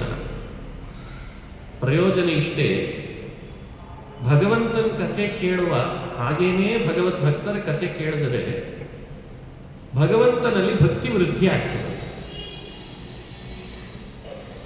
ಉತ್ತಮಾನಾಂತು ಚರಿತಂ ಭಕ್ತ್ಯುದ್ರೇಕಾಯ ಕಥ್ಯತೆ ಅಂತ ಹಿರಿಯರು ಹೇಳ್ತಾರೆ. ದೊಡ್ಡವರ ಭಗವದ್ಭಕ್ತರ ಕಥೆ ಹೇಳೋದ್ರಿಂದ ಕೇಳೋದ್ರಿಂದ ಹೃದಯದಲ್ಲಿ ಭಕ್ತಿ ವೃದ್ಧಿ ಆಗ್ಲಿಕ್ಕೆ ಶುರುವಾಗ್ತದೆ. ಈ ಭಕ್ತನೇ ಇಷ್ಟು ಮಹಿಮೆ ತೋರಿಸ್ತಾನೆ ಅಂದಮೇಲೆ ಇನ್ನ ದೇವರು ಎಷ್ಟು ಮಹಿಮಾನ್ವಿತನೇ ಇರಬೇಡ ಅಂತ ಒಂದ್ಸಲಿ ನಾವು ತರ್ಕ ಮಾಡಬಹುದಲ್ಲ. ಆ ಕಾರಣಕ್ಕಾಗಿ ಭಗವದ್ಭಕ್ತರ ಕಥೆಗಳನ್ನು ಕೇಳುವ ಪ್ರಯತ್ನ ಮಾಡಬೇಕು. 9ನೇ ಸ್ಕಂದದಲ್ಲಿ ಬರುವ ಆ ರಾಜಋಷಿಗಳ ಕಥೆಯನ್ನ ಸ್ಮರಣೆ ಮಾಡಿಸ್ತಾರೆ. ಸೂರ್ಯ ಚಂದ್ರ ವಂಶದಲ್ಲಿ ಎಂಥೆಂಥ ರಾಜಋಷಿಗಳಾಗ್ಬೋದು. ಅದರಲ್ಲಿಯೂ ಸೂರ್ಯ ವಂಶದಲ್ಲಿ ಬಂದ ರಾಜಋಷಿಯ ಕಥೆಗಳು ವಿಶೇಷ, ಭಾರಿ ಅದ್ಭುತ. ವಿವಸ್ವಾನ್ ಅನ್ನುವ ಸೂರ್ಯ ಕಶ್ಯಪರ ಮಗನಾದ ವಿವಸ್ವಾನ್, ಅವನ ಮಗನಾದವನು ಶ್ರಾದ್ದದೇವ ಅಂತ, ಅವನೇ ವೈವಸ್ವತ ಅಂತ ಕರೆಸ್ಕೊಳ್ತಾನೆ. ಯಾಕಂದ್ರೆ ವಿವಸ್ವಾನನ ಮಗ ಆದ್ದರಿಂದ ಅವನಿಗೆ ವೈವಸ್ವತ ಅಂತ ಹೆಸರು ಬಂತು. ಅವನ ಮೂಲಕವಾಗಿ ಮುಂದೆ ಮನುವಿನ ವಂಶ ಬೆಳವಣಿಗೆ ಆಯಿತು. ವೈವಸ್ವತ ಮನುವಿನ ವಂಶ ಬೆಳವಣಿಗೆ ಆಯಿತು. ಅವನ ವಂಶದಲ್ಲಿ ಬಹಳ ಜನ ಬಂದಿದ್ದಾರೆ. ಇಕ್ಷ್ವಾಕು ಅಂತ ಕೇಳಿರ್ಬೇಕು. ಇಕ್ಷ್ವಾಕು ಮಹಾರಾಜ ಎಷ್ಟು ದೊಡ್ಡ ರಾಜ. ಇದೇ ಸೂರ್ಯ ವಂಶದಲ್ಲೇ ಮುಂದೆ ದಶರಥನ ಮಗನಾಗಿ ಶ್ರೀರಾಮಚಂದ್ರ ಅವತಾರ ಮಾಡಿದ ಅಂತ ಹೇಳ್ತಾರೆ. ಇಂಥ ವಿವಸ್ವಾನ್ ಸೂರ್ಯನ ವಂಶದಲ್ಲಿ ವೈವಸ್ವತ ಅಂತ ಮನು ಆದ. ಆ ಮನುವಿಗೆ ಮೊದಲು ಪ್ರಾರಂಭದ ಹಂತದಲ್ಲಿ ಇನ್ನೂ ಮಕ್ಕಳಾಗಿರಲಿಲ್ಲ. ಆಮೇಲೆ ಹುಟ್ಟಿದ್ರು, ಮೊದಲು ಆಗಿರಲಿಲ್ಲ. ಯಾಗ ಮಾಡಬೇಕು, ಯಾಗದಿಂದ ಮಕ್ಕಳಾಗಬೇಕು ಅಂತ ದೇವರ ಸಂಕಲ್ಪ ಇರ್ತದೆ. ವಶಿಷ್ಠರನ್ನು ಕೇಳ್ದ, ನನಗೊಂದು ಗಂಡು ಸಂತತಿ ಆಗಬೇಕು. ಸರಿ, ಪುತ್ರಕಾಮೇಷ್ಟಿ ಯಾಗ ಮಾಡು, ಸಂತತಿ ಆಗ್ತದೆ ಅಂತಂದು ಯಾಗ ಮಾಡಿದ. ವಶಿಷ್ಠರು ಯಾಗಕ್ಕೆ ಅಂತ ಹೇಳಿದ್ದಾರೆ, ಯಾಗ ಮಾಡ್ತಿದ್ದಾರೆ. ಯಾಗದ ಸಮಯಕ್ಕೆ ಈ ಮನುವಿನ ಹೆಂಡತಿಗೆ ಆಸೆ ಇತ್ತಂತೆ, ಇಲ್ಲ ನನಗೆ ಹೆಣ್ಣಾಗಬೇಕು ಅಂತ. ಸರಿ, ಹೆಣ್ಣಾಗಬೇಕು ಅನ್ನೋ ಆಸೆಗೆ ಅವಳು ಸುಮ್ಮನೆ ಇರಲಿಲ್ಲ. ಯಾಗಕ್ಕೆ ಅಂತ ಬಂದವರು ಋತ್ವಿಜರು ಇರ್ತಾರೆ, ಪುರೋಹಿತರು ತುಂಬಾ ಜನ. ಅದರಲ್ಲಿ ಒಬ್ಬ ಋತ್ವಿಜನಿಗೆ ಹೇಳಿದ್ಲಂತೆ, ನೀನು ಹೋತೃ ಅಂತ ಕರೀತಾರೆ ಅದಕ್ಕೆ, ಹೋತೃ ಸ್ಥಾನದಲ್ಲಿರುವವನಿಗೆ ಹೇಳಿದ್ಲಂತೆ, ನೀನ್ ಮಾತ್ರ ಸಂಕಲ್ಪ ಮಾಡುವಾಗ ಹೆಣ್ಣಾಗ್ಲಿ ಅಂತ ಮಾಡು ಅಂತ, ನಿನಗೆ ಬೇಕಾದ ದಕ್ಷಿಣೆ ನಾನು ಕೊಡ್ತೀನಿ ಇದ್ಲಂತ. ಹೋತೃ ಸ್ಥಾನದ ಋತ್ವಿಜ ಇವಳ ಅಪೇಕ್ಷೆಯಂತೆ ಹೆಣ್ಣಾಗ್ಲಿ ಅಂತ ಸಂಕಲ್ಪ ಮಾಡಿಬಿಟ್ಟ. ಉಳಿದವರೆಲ್ಲ ಗಂಡಾಗ್ಲಿ, ಇವ ಮಾತ್ರ ಹೆಣ್ಣಾಗಲಿ. ಸರಿ, ಸಂಕಲ್ಪದಂತೆ ಯಾಗ ಮುಂದುವರೆದ ಮೇಲೆ ಮಗು ಆಗ್ಬೇಕಲ್ಲ. ವೈವಸ್ವತ ಮನುವಿನ ಹೆಂಡತಿಯಲ್ಲಿ ಹೆಣ್ಣು ಕೂಸೆ ಆಗಿಬಿಡ್ತಂತೆ. ಮನು ಅಂತಾನೆ ಇದೇನಿದು? ವಶಿಷ್ಠರು ಹೇಳಿದ ಮೇಲೂ ಹೆಣ್ಣಾಯ್ತಲ್ಲ. ಇನ್ಯಾರೋ ಹೇಳಿದ್ರೆ ಹೆಣ್ಣಾದ್ರೆ ಸಮಸ್ಯೆ ಇರ್ತಿರ್ಲಿಲ್ಲ. ವಶಿಷ್ಠರೇ, ನೀವು ನಮ್ಮ ಕುಲಗುರುಗಳು, ಬ್ರಹ್ಮಜ್ಞಾನಿಗಳು, ನಿಮ್ಮ ಬಾಯಿಯಲ್ಲಿ ಬಂದದ್ದು ಸುಳ್ಳಾಗ್ತದ ಅಂತ ಅವರ ಮೇಲೆ, ಅವರ ಮಾತಿನ ಮೇಲೆ ಅವಿಶ್ವಾಸ ಮಂಡಿಸಿದ. ವಶಿಷ್ಠರಂತಾರೆ, ನೋಡು, ಹೆಣ್ಣಾಗಿದೆ ಅಂತ ನೀನು ಬಾಧೆ ಪಡಬೇಡ, ಯಾಕಾಗಿದೆ ನಾನು ಹೇಳ್ತೇನೆ ನೋಡು ಅಂತ. ಅವರು ದಿವ್ಯ ದೃಷ್ಟಿಯಿಂದ ನೋಡಿದ್ರು ಏನಾಯ್ತು ಅಂತ. ಅವಾಗೆಲ್ಲ CC ಕ್ಯಾಮ್ರಾ ಅಂತ ಇರಲಿಲ್ಲ. ಎಷ್ಟು ಮುಂದುವರೆದಿದ್ರು ನೋಡ್ರಿ. ನಿನ್ನ ಹೆಂಡತಿ ಹೋತೃವಿಗೆ ಹೇಳಿ ಸಂಕಲ್ಪ ವ್ಯತ್ಯಾಸ ಮಾಡಿಸಿದಾಳೆ, ಅದಕ್ಕೆ ಹೆಣ್ಣಾಗಿದೆ. ಇಲ್ದಿದ್ರೆ ಅದು ಗಂಡಾಗ್ತಿತ್ತು ಅಂತಂದ್ರಂತ. ಹೋತು ಸಂಕಲ್ಪ ವೈಷಮ್ಯಾತ್, ಹೋತೃವಿನ ಸಂಕಲ್ಪ ವ್ಯತ್ಯಾಸ ಹೆಣ್ಣಾಗಲಿಕ್ಕೆ ಕಾರಣ ಆಯಿತು ಅಂತ ಕಥೆ. ಇದೊಂದು ಎಚ್ಚರಿಕೆ ಕೊಡ್ತದೆ. ದಂಪತಿಗಳು ಅಂತಾದಾಗ ಇಬ್ಬರ ಮನಸ್ಸು ಒಂದೇ ಇರಬೇಕು, ಸಂಕಲ್ಪದಲ್ಲಿ ವ್ಯತ್ಯಾಸ ಆದರೆ ಫಲ ವ್ಯತ್ಯಾಸ ಆದೀತು ಅನ್ನೋ ಎಚ್ಚರಿಕೆಯನ್ನು ಭಾಗವತ ಕೊಡ್ತದೆ. ಆದರೆ ವೈವಸ್ವತ ಮನುವಿನ ಮೇಲೆ ವಸಿಷ್ಠರಿಗೆ ಬಹಳ ಅಂತಃಕರಣ. ಆತ ಅಂದ, ಏನಾದರೂ ಉಪಾಯ ಮಾಡಿ ವಸಿಷ್ಠರೇ ಗಂಡು ಮಾಡಿಸ್ಬಿಡ್ರಿ ಅಂತ. ಲಿಂಗ ವ್ಯತ್ಯಾಸ, ಲಿಂಗ ಪರಿಣಾಮ. ಅರೇ ಹೆಣ್ಣಾದರೂ ಗಂಡು ಮಾಡಿಸ್ರಿ ಅಂತಿದ್ದಾನಲ್ಲ, ನಾನು ನಿಮ್ಮ ಬ್ರಹ್ಮಜ್ಞಾನದ ಮೇಲೆ ವಿಶ್ವಾಸ ಇಟ್ಟಿದ್ದೆ, ನೀವೇನು ಮಾಡ್ತೀರೋ ನನಗೆ ಗೊತ್ತಿಲ್ಲ, ಗಂಡು ಮಾಡಿಸ್ರಿ. ಸರಿ ತಗೊಂಡು ಬಾ. ಅವ್ರು ಅದಕ್ಕೆ ಏನು ಮಾಡಬೇಕು, ಮಂತ್ರಶಕ್ತಿಯಿಂದ ಅದು ಗಂಡು ಆಗ್ತದೆ, ಗಂಡು ಮಾಡಿಸ್ಬಿಟ್ರಂತ. ಗಂಡಾಗಿಬಿಡ್ತದು. ಬಹಳ ಸಂತೋಷ ಆಯಿತು ವೈವಸ್ವತ ಮನುವಿಗೆ. ಯಾಕೆಂದ್ರೆ ವಸಿಷ್ಠರು ಶಿವನನ್ನು ಪ್ರಾರ್ಥನೆ ಮಾಡಿಕೊಂಡ್ರು. ಪುಂಸ್ತ್ವ ಅಭಿಮಾನಿ, ಪುರುಷತ್ವ ಅಭಿಮಾನಿಯಾದವರು ಮಹಾರುದ್ರದೇವರು, ಬರೀ ಮನಸ್ಸಿಗಷ್ಟೇ ಅಲ್ಲ ಅಂತ ಉಪನಿಷತ್ ಭಾಷ್ಯಗಳು ಹೇಳ್ತಾರೆ. ರುದ್ರದೇವರ ಆರಾಧನೆಯಿಂದ ವಸಿಷ್ಠರ ಮಾತು ಸತ್ಯ ಆಗಲಿ ಅಂತ ಹೇಳಿ ಗಂಡು ಮಾಡಿಬಿಟ್ರಂತ. ಸರಿ, ಗಂಡು ಸಂತತಿ ಆಯಿತು ಅಂತ ಖುಷಿ ಪಟ್ಟ. ಯೌವನಕ್ಕೆ ಬಂದ ಆತ ಸುದ್ಯುಮ್ನ ಅಂತ ನಾಮಕರಣ ಮಾಡಿದ್ದ ಮನು ಅವನಿಗೆ. ಸುದ್ಯುಮ್ನ ಯೌವನಕ್ಕೆ ಬಂದಾಗ ಬೇಟೆ ಆಡೋಣ ಅಂತ ಅನಿಸ್ತು. ಒಂದಿಷ್ಟು ಕುದುರೆಗಳನ್ನ ಕರ್ಕೊಂಡು ಸೈನಿಕರನ್ನು ಕೂಡಿಸ್ಕೊಂಡು ಅದರ ಮೇಲೆ ಭಾರಿ ಭಾರಿ ಜಾತಿಯ ಕುದುರೆಗಳನ್ನು ಕರ್ಕೊಂಡು ಬೇಟೆ ಆಡ್ತಾ ಆಡ್ತಾ ಆ ಬೆಟ್ಟ ಈ ಗುಡ್ಡ, ಈ ಬೆಟ್ಟ ಈ ಗುಡ್ಡ ಓಡಾಡ್ಕೊಂಡು ಹೋಗ್ತಿದ್ದಾನೆ. ಯಾವುದೋ ಒಂದು ಪ್ರದೇಶಕ್ಕೆ ಹೋಗ್ತಾನೆ. ತಾನು, ತನ್ನ ಕುದುರೆ, ತನ್ನ ಸೈನಿಕರು ಎಲ್ಲ ಹೆಣ್ಣಾಗಿಬಿಟ್ರು. ವಸಿಷ್ಠರು ಯಾರನ್ನ ಹೆಣ್ಣಿದ್ದದ್ದು ಗಂಡು ಮಾಡಿದ್ರೋ, ಯೌವನ ತನಕ ಗಂಡಾದಂತಹ ಸುದ್ಯುಮ್ನ ಯೌವನಕ್ಕೆ ಬಂದಾಗ ಬೇಟೆ ಆಡ್ಲಿಕ್ಕೆ ಹೋಗಿ ಒಂದು ಪ್ರದೇಶದಲ್ಲಿ ಹೆಣ್ಣಾಗಿದೆ. ಭಾರಿ ವಿಚಿತ್ರ ಆಯ್ತಲ್ಲಿ. ಯಾಕೆ ಹೆಣ್ಣಾದೆ ಅನ್ನೋದೇ ಅವನಿಗೆ ಆಶ್ಚರ್ಯ. ಮನಸ್ಸಿನಲ್ಲಿ ಹೆಣ್ಣಾಗಿದ್ದೇನಲ್ಲ ಅಂತ ಬೇರೆ ತವಕ ಶುರು ಆಯಿತು. ನಾನು ಗಂಡಿದ್ದೆ, ಏನಾಗೋಯ್ತು ನನ್ನ ಸ್ಥಿತಿ. ಆಕಾಶದಲ್ಲಿ ನೀವು ನೋಡಿದಂತೆ ಸಾಕಷ್ಟು ಗ್ರಹಗಳಿದ್ದಾವೆ. ಅದರಲ್ಲಿ ಬುಧ ಗ್ರಹ ಅಂತ. ಆ ಬುಧ ದೈವ ಸಂಕಲ್ಪದಂತೆ ಈ ಹೆಣ್ಣಾದ ಸುದ್ಯುಮ್ನನ್ನು ನೋಡಿ ಮೋಹಿಸಿದ್ನಂತೆ. ಕೆಳಗಿಳಿದು ಬಂದ, ಗಾಂಧರ್ವ ವಿವಾಹ ಮಾಡಿಕೊಂಡ, ಗರ್ಭಿಣಿ ಆದ್ಲು. ಆವಾಗ ಅವಳಿಗೆ ಇಳ ಅಂತ ಕರೀತಿದ್ದಂತೆ ಬುಧ. ಇಳೆ ಗರ್ಭಿಣಿಯಾಗಿ ಒಂದು ಮಗುವನ್ನು ಪಡೆದ್ಲಂತೆ. ಮಗುವನ್ನು ಪಡೆದಾಗ ಪುರೂರವಸ್ ಬಹಳ ದೊಡ್ಡ ವ್ಯಕ್ತಿ, ಮಹಾನುಭಾವ. ಬುಧ ಯಾರು? ಚಂದ್ರನ ಮಗ. ಇವತ್ತು ಬುಧವಾರ. ಬುಧ ಅಂದ್ರೆ ಏನರ್ಥ? ಸೌಮ್ಯ ಅಂತ ಕರಿತೀವಿ, ಸೌಮ್ಯವಾಸರೇ. ಸೌಮ್ಯ ಅಂದ್ರೆ ಅರ್ಥ ಸೋಮನ ಮಗ, ಆದ್ದರಿಂದ ಸೌಮ್ಯ ಅಂತ ಕರೆಸ್ಕೊಳ್ತಾರೆ. ಹಾಗಾಗಿ ಬುಧ ಅದು ಚಂದ್ರವಂಶದ ಬೆಳವಣಿಗೆ ಆಗಬೇಕಾಗಿದೆ ಹರಿಸಂಕಲ್ಪದಂತೆ. ಸೂರ್ಯ ವಂಶದಲ್ಲಿ ಬಂದ ಸುದ್ಯುಮ್ನ ಇಳ ಅಂತ ಆದಾಗ ವಿವಾಹ ಮಾಡಿಕೊಂಡು, ಅಂದರೆ ಗಾಂಧರ್ವ ವಿವಾಹದಂತೆ ಬುಧನಿಂದ ಹುಟ್ಟಿ ಬಂದವನು ಪುರೂರವಸ್. ಹಾಗಾಗಿ ಚಂದ್ರವಂಶ ಮುಂದುವರಿಯುತ್ತಂತೆ. ಚಂದ್ರನ ಮಗ ಬುಧ, ಬುಧನ ಮಗನೇ ಪುರೂರವಸ್ ಇಳೆಯಲ್ಲಿ ಹುಟ್ಟಿದ. ಆದರೆ ಇಳೆ ಮಗು ಹುಟ್ಟಿದ ಮೇಲೆ ಅರೆ ನಾನು ಗಂಡ ಆಗ್ಬೇಕು ಅಂತ ಮತ್ತೆ ಶುರು ಮಾಡಿದ್ದಂತ. ಇದು ಸರಿ ಹೋಗ್ಲಿಲ್ಲ, ಇದೇನಾಗೋಯ್ತು ನನ್ನ ಸ್ಥಿತಿ ಅಂತ ಮನೆಗೆ ಬಂದ. ಅಪ್ಪನ ಹತ್ರ ಹೇಳ್ದ, ಎಲ್ಲೋ ಹೋಗಿದ್ದೆ, ಹಿಂಗಾಗ್ಬಿಟ್ಟಿದ್ದೇನೆ ಅಂತ. ಆಮೇಲೆ ಮತ್ತೆ ಆತ ವಸಿಷ್ಠರ ಹತ್ರ ಕರ್ಕೊಂಡು ಬಂದ. ವಸಿಷ್ಠ ಋಷಿಗಳೇ, ನನ್ನ ಮಗ ಮತ್ತೆ ಹೆಣ್ಣಾಗಿದ್ದ ನೋಡ್ರಿ ಅಂತ. ಕೇಳಲಿಕ್ಕೆ ಎಷ್ಟು ಆಶ್ಚರ್ಯ ಇದೆ. ವಸಿಷ್ಠರಂತಾರೆ, ಇದೇನಿದು, ಮೊದಲೇ ಗಂಡಾಗಿದ್ದು ಸುಮ್ಮನೆ ಇರಬಾರ್ದು, ಅಲ್ಲಿಗೆ ಯಾಕೆ ಹೋದಿ ನೀನು? ಎಲ್ಲಿಗೆ ಹೋಗಿದ್ದಿ ಅಂತ ಕೇಳಿದಾಗ ಒಂದು ಸ್ಥಳ ಹೇಳಿದ್ನಲ್ಲ, ಆ ಸ್ಥಳದ ಮಹಿಮೆ ಹೇಳ್ತದೆ ಪುರಾಣ. ಇಳಾವೃತ ಅಂತ ಒಂದು ಸ್ಥಳ, ಅದೊಂದು ಖಂಡ. ಆ ಖಂಡದಲ್ಲಿ ರುದ್ರದೇವರು ಮಾತ್ರ ಗಂಡು, ಉಳಿದವರೆಲ್ಲ ಹೆಣ್ಣು. ಯಾರೊಬ್ಬರಿಗೂ ಗಂಡಿಗೆ ಪ್ರವೇಶವೂ ಇಲ್ಲದಂತೆ ನಿಷೇಧ ಹೇರಿದೆ ಅಂತ. ಅದರ ಹಿನ್ನೆಲೆ ಹೇಳ್ತಾರೆ. ಹಿಂದೆ ಪಾರ್ವತಿ ಹಾಗೂ ರುದ್ರದೇವರು ವಿಹಾರ ಮಾಡೋಣ ಅಂತ ಅಲ್ಲಿಗೆ ಬಂದಾಗ ಋಷಿಮುನಿಗಳು ಯಾವಾಗಲೂ ರುದ್ರದೇವರನ್ನು ಭೇಟಿ ಮಾಡಬೇಕು, ಮಾತಾಡಿಸ್ಬೇಕು ಅಂತ ಬರ್ಲಿಕ್ಕೆ ಶುರು ಮಾಡ್ತಿದ್ರು. ಪಾರ್ವತಿಗೆ ಬೇಸರ ಆಯ್ತಂತೆ. ನಾವು ನೀವು ಎಲ್ಲಿ ಹೋದ್ರು ಏಕಾಂತಕ್ಕೆ, ಇವರೆಲ್ಲ ಋಷಿಗಳು ಬರ್ತಾರೆ, ಮುನಿಗಳು ಬರ್ತಾರೆ, ಅವರು ಇವರು ಬರ್ತಾರೆ, ಏಕಾಂತನೇ ಇಲ್ಲ ಅಂತ. ಅದಕ್ಕೆ ರುದ್ರದೇವರು ಪಾರ್ವತಿ ಮುನಿಸ್ಕೊಳ್ಳೋದು ಬೇಡ ಅಂತ ಹೇಳಿ, ಇನ್ನು ಮೇಲಿಂದ ಈ ಖಂಡಕ್ಕೆ ಯಾರಾದರೂ ಪುರುಷರು ಪ್ರವೇಶ ಮಾಡಿದ್ರೆ ಹೆಣ್ಣಾಗಲಿ ಶಾಪ ಕೊಟ್ಬಿಟ್ರು. ಅದು ಎಲ್ಲ ಟಿವಿ ರೇಡಿಯೋ ಎಲ್ಲ ಕಡೆ ಅನೌನ್ಸ್ ಮಾಡಿಬಿಟ್ರು ಅದನ್ನು. ರುದ್ರದೇವರು ಶಾಪ ಕೊಟ್ಟಿದ್ದಾರೆ, ಇಳಾವೃತ ಖಂಡ ನಿಷೇಧಿತ ಪ್ರದೇಶ ಪುರುಷರಿಗೆ, ಅಪ್ಪಿ ತಪ್ಪಿ ಯಾರಾದರೂ ಹೋದ್ರೆ ಹೆಣ್ಣಾಗ್ತಾರೆ ಅಂತ ಎಲ್ಲ ಕಡೆ ಪಬ್ಲಿಸಿಟಿ ಕೊಟ್ಬಿಟ್ರು. ಎಲ್ರಿಗೂ ಗೊತ್ತಿದೆ. ಬರ್ತಾ ಬರ್ತಾ ಕಾಲಕ್ರಮೇಣ ಅದು ಮರ್ತೋಗಿದೆ, ಬೋರ್ಡು ಹಾಕಿಲ್ಲ.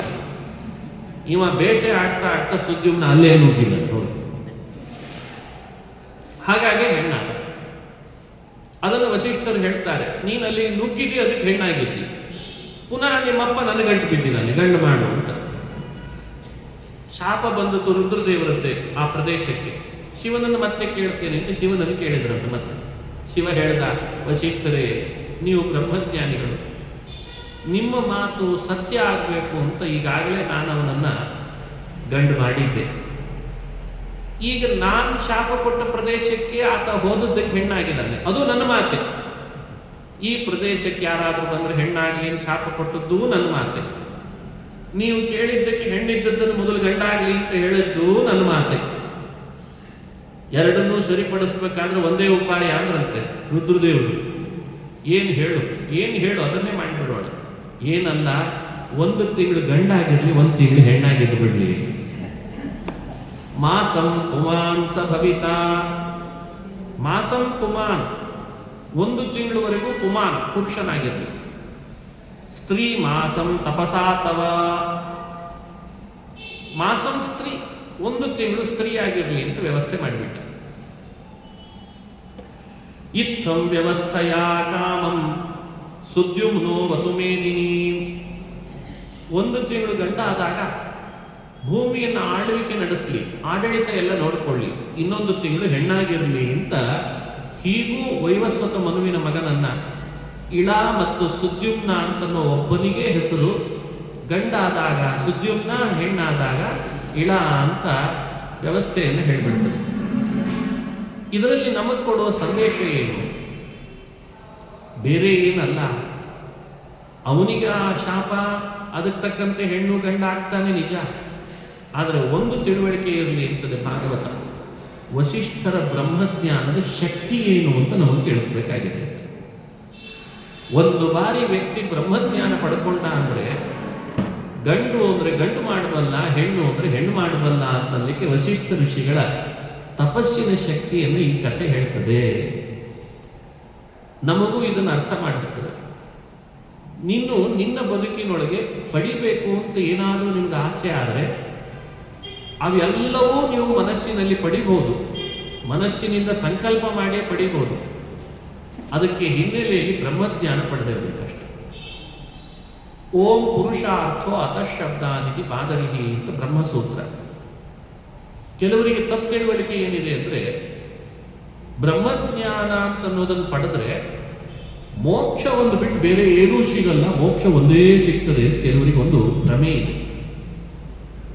ಹಾಗಾಗಿ ಉಳಿದೇನೇ ನಾವು ಪಡಿಬೇಕಾದ್ರೂ ಅದು ಬೇರೆ ಬೇರೆದರಿಂದಲೇ ಪಡಿಬೇಕು. ಬ್ರಹ್ಮಜ್ಞಾನದ ಕಡೆಗೆ ಅಂತ ಆತುರದು ಹೋಗಿಬಿಟ್ರೆ ನಾವು ಏನು ಲೋಕದೊಳಗೆ ಸುಖ ಪಡೀಲಿಕ್ಕಿಲ್ಲ. ಈ ಭ್ರಮೆ, ಈ ಹೆದರಿಕೆಯಿಂದಲೇ ಅರ್ಥ ಇವತ್ತು ಎಲ್ಲರೂ ಬ್ರಹ್ಮಜ್ಞಾನಕ್ಕೆ ಅರ್ಹರಾದರೂ ವಂಚಿತರಾಗ್ತಾ ಇದ್ದೇವೆ ನಾವು. ಅದೊಂದು ಪಡೆದ್ರೆ ಸಾಕು, ಎಲ್ಲವೂ ಸಿಗ್ತದೆ, ಇಹಲೋಕದ ಸುಖ ಸಿಗ್ತದೆ, ಪರಲೋಕದ ಸುಖ ಸಿಗ್ತದೆ ಅನ್ನೋ ತಿಳುವಳಿಕೆ ನಮಗೆ ಬರ್ತಾ ಇಲ್ಲ. ಭಾಗವತ ಹೇಳ್ಕೊಡ್ತಿರೋ ವಿಷಯ ಅದು. ನೀನು ಕೂತಲ್ಲೇ ಎಲ್ಲವನ್ನೂ ಪಡಿಬಹುದು. ಬ್ರಹ್ಮಜ್ಞಾನ ಒಂದು ನಿನ್ನ ಹತ್ರ ಇದ್ರೆ ಸಾಕು. ವಿಮಾನನೂ ಪಡಿತೀಯ, ಸ್ವರ್ಗಕ್ಕೂ ಹೋಗ್ತೀಯ, ವಾಪಸ್ ಭೂಮಿಗೆ ಬರೋಣ ಅಂದ್ರೆ ಬರ್ತೀಯ, ಗಂಡು ಹೆಣ್ಣು ಮಾಡ್ತೀಯ, ಹೆಣ್ಣು ಗಂಡು ಮಾಡ್ತೀಯ, ವಸ್ತ್ರ ಪಡಿತೀಯ, ವೈಡೂರ್ಯ ಪಡಿತೀಯ, ವೈಭವ ಪಡಿತೀಯ. ಬ್ರಹ್ಮಜ್ಞಾನ ಬೇಕು. ಇದನ್ನು ನಮಗೆ ವ್ಯಾಖ್ಯಾನ ಮಾಡ್ತದೆ. ಎಷ್ಟು ಶಕ್ತಿ ಬ್ರಹ್ಮಜ್ಞಾನದ್ದು. ಇನ್ನಿಷ್ಟು ವರ್ಷ ಈತ ಇನ್ನೂ ಏನೇನೋ ಅನುಭವಿಸಬೇಕಾದ ಪ್ರಾರಬ್ಧ ಇದೆ ಅಂತಂದ್ರೆ ಅದನ್ನು ಕಡಿಮೆ ಕಾಲದಲ್ಲಿ ಅನುಭವಿಸಿ ಇಷ್ಟು ಬೇಡ ಅಂದ್ರೆ ದೇವರು ಅದನ್ನು ಬೇಡ ಅಂತ ಮಾಫಿ ಮಾಡ್ತಾನಂತೆ. ಈ ಶಕ್ತಿ ಬ್ರಹ್ಮಜ್ಞಾನಕ್ಕಿದೆ. ಹಾಗಾಗಿ ಭಾಗವತದ 9ನೇ ಸ್ಕಂದದಲ್ಲಿ ಮುಂದುವರೆದ ಏನೆಲ್ಲ ರಾಜರ್ಷಿಗಳ ಬ್ರಹ್ಮರ್ಷಿಗಳ ಕಥೆಗಳಿವೆ, ಅದು ಜ್ಞಾನದ ಶಕ್ತಿಯನ್ನು ಹೇಳುವ ಕಥೆ ಅಂತ ಭಾವಿಸಬೇಕು. ಅಲ್ಲಲ್ಲಲ್ಲ, ಅಲ್ಲ, ನೀವು ಮೊದಲು ಹೇಳಿದ್ದು ಭಕ್ತಿಯ ಶಕ್ತಿಯ ಕಥೆ ಅಂತ, ಈಗ ಹೇಳ್ತಾ ಇದ್ದೀರಿ ಜ್ಞಾನದ ಶಕ್ತಿಯ ಕಥೆ. ವ್ಯತ್ಯಾಸ ಆಯ್ತಲ್ಲ. ಅದಕ್ಕೆ ಶಾಸ್ತ್ರಗಳ ಅಧ್ಯಯನ ಚೆನ್ನಾಗಿ ಮಾಡಬೇಕು ನಾವು. ನಮಗೇನು ತಪ್ಪು ಕಲ್ಪನೆ ಇದೆ ಇತ್ತೀಚೆಗೆ ಅಂದರೆ, ಭಕ್ತಿ ಬೇರೆ ಜ್ಞಾನ ಬೇರೆ ಅಂತ ಕಲ್ಪನೆ ನಮಗಿದೆ ತಲೆ ಒಳಗೆ. ವಾಸ್ತವಿಕವಾಗಿ ಭಕ್ತಿ ಜ್ಞಾನಗಳು ಬೇರೆ ಅಲ್ಲ. ಭಕ್ತಿ ಅಂದ್ರೇನೆ ಜ್ಞಾನ. ಭಕ್ತಿ ಅಂತ ಯಾವುದನ್ನು ಕರೀತಾರೆ? ಮಾಹಾತ್ಮ್ಯ ಜ್ಞಾನ ಪೂರ್ವಸ್ತು ಸುದೃಢ ಸರ್ವತೋಧಿಕ ಸ್ನೇಹೋ ಭಕ್ತಿ ರೀತಿ ಪ್ರೋಕ್ತಃ. ನೋಡಿ, ಇದು ಭಕ್ತಿ ಅಂತ. ಭಗವಂತನ ಮಹಾತ್ಮ್ಯ ಜ್ಞಾನ ಪೂರ್ವಕವಾಗಿ ದೇವರಲ್ಲಿ ಮಾಡುವ ಸ್ನೇಹವನ್ನು ಭಕ್ತಿ ಅಂತ ಕರೀತಾರೆ. ಬರೀ ಸ್ನೇಹ ನಾವು ಮಾಡ್ತಾ ಇದ್ದೇವೆ, ಬೈ ಬರ್ತೆ ದೇವರಲ್ಲಿ ಒಂದು ಸ್ನೇಹ ನಮಗಿದೇನೋ ಇಲ್ಲೋ? ಇದೆ. ಆದರೆ ವೇದ ಶಾಸ್ತ್ರಗಳಲ್ಲಿ ಹೇಳಿರುವ ಜ್ಞಾನಪೂರ್ವಕವಾಗಿ ಸ್ನೇಹ ಇಲ್ಲ. ಅದಕ್ಕೆ ತಾನೇ ದೇವರು ಅಂತ ಒಂದು ಕೂಡಲೇ ಗಲ್ಲ ಬಡಿತೇವೆ. ಇನ್ನೂ ಯಾಕೆ ಎರಡೂ ಕೈ ಹಿಡಿದು ಅಲ್ಲಲ್ಲಿ ಊಟ ಬಯಸಿ ತೆಗಿತೀವಿ. ಏನೋ ಹೆದರಿಕೆ ದೇವರ ಬಗ್ಗೆ, ಆದರೆ ಸ್ನೇಹ ಇದೆ. ಅದು ಸಾಲದು ಅಂತದೆ ಶಾಸ್ತ್ರ. ಸ್ನೇಹ ಯಾವಾಗಲೂ ಜ್ಞಾನಪೂರ್ವಕವಾಗಬೇಕು, ಆವಾಗ ಅದಕ್ಕೆ ಭಕ್ತಿ ಅಂತ ಹೆಸರು ಬರ್ತದೆ. ಭಕ್ತಿ ಅನ್ನೋ ಶಬ್ದದ ಮಹಿಮೆಯನ್ನು ನೀವು ನೋಡ್ಬೋದು. ಎರಡು ಭಾಗಗಳು ಎಲ್ಲಿ ಸೇರಿದರೆ ಆಗ್ತದೋ ಅದು ಭಕ್ತಿ. ಭಾಗದ್ವಯ ಯುತ ಸಾಹಿ ಭಕ್ತಿ. ಒಂದು ಭಾಗ ಸ್ನೇಹದ ಭಾಗ, ಇನ್ನೊಂದು ಭಾಗ ಜ್ಞಾನದ ಭಾಗ, ಎರಡೂ ಸೇರಬೇಕು. ಹತ್ತಿ ಬತ್ತಿ ಆಗ್ತದೆ. ಹತ್ತಿ ಯಾವಾಗ ಬತ್ತಿ ಆಗ್ತದೆ?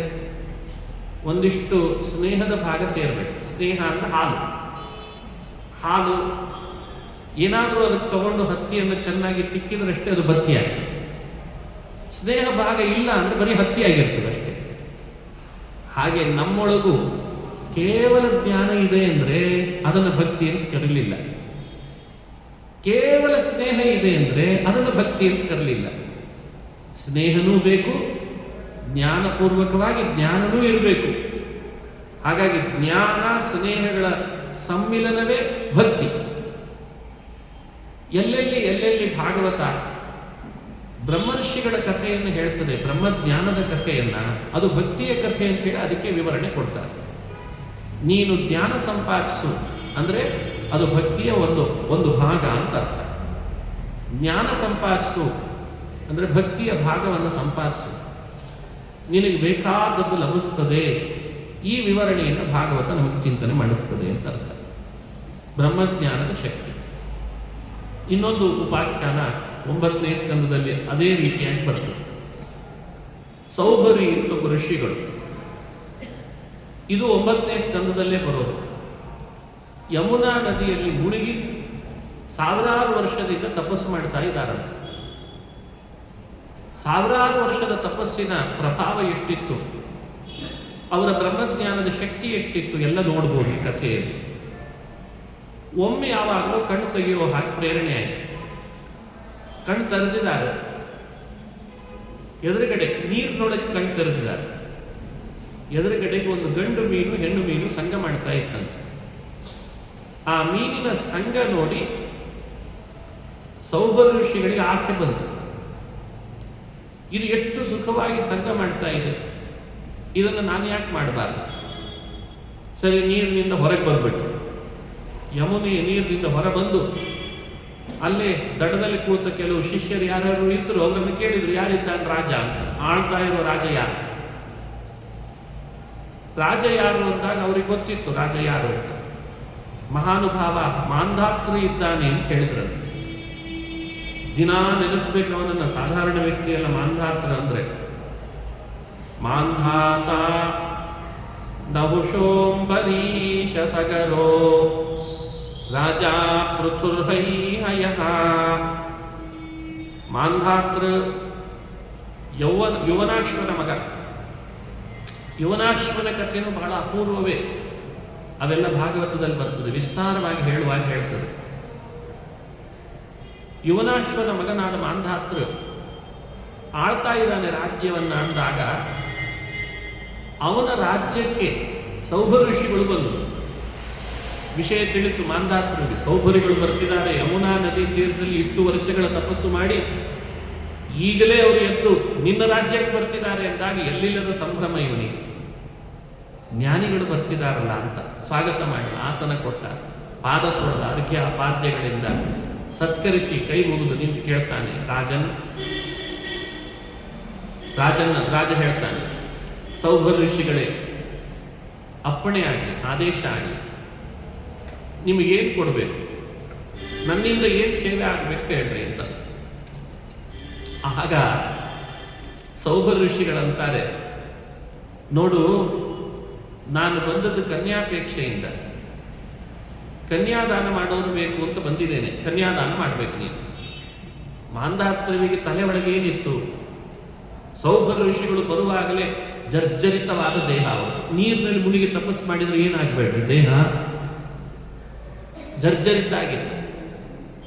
ಮಾಂಸಗಳಿಲ್ಲ, ಮಾಂಸ ಖಂಡಗಳಿಲ್ಲ, ಅಸ್ಥಿಗಳಿವೆ ಅಷ್ಟೇ. ಅವರನ್ನು ನೋಡಿ ಅವನಿಗೆ ಮೊಮ್ಮಗನೋ ಮರಿಮೊಮ್ಮಗನೋ ವರ ಇರಬೇಕು ಸೌಭ ಋಷಿಗಳಿಗೆ, ಅದಕ್ಕೆ ಈತ ನನ್ನನ್ನು ಕನ್ಯಾದಾನ ಮಾಡಲಿಕ್ಕೆ ಹೇಳ್ತಿದ್ದಾನೆ ಅಂತಂದ. ಯೋಚಿಸಿದ ಮಾಂಧಾತೃ, ಸರಿ ಕನ್ಯಾದಾನಕ್ಕೇನು ಕಡಿಮೆ ಇಲ್ಲ, ನಾನು 50 ಮಕ್ಕಳನ್ನು ಪಡೆದಿದ್ದೇನೆ ಎನ್ನುವಂತ ಮಾಂಧಾತೃ.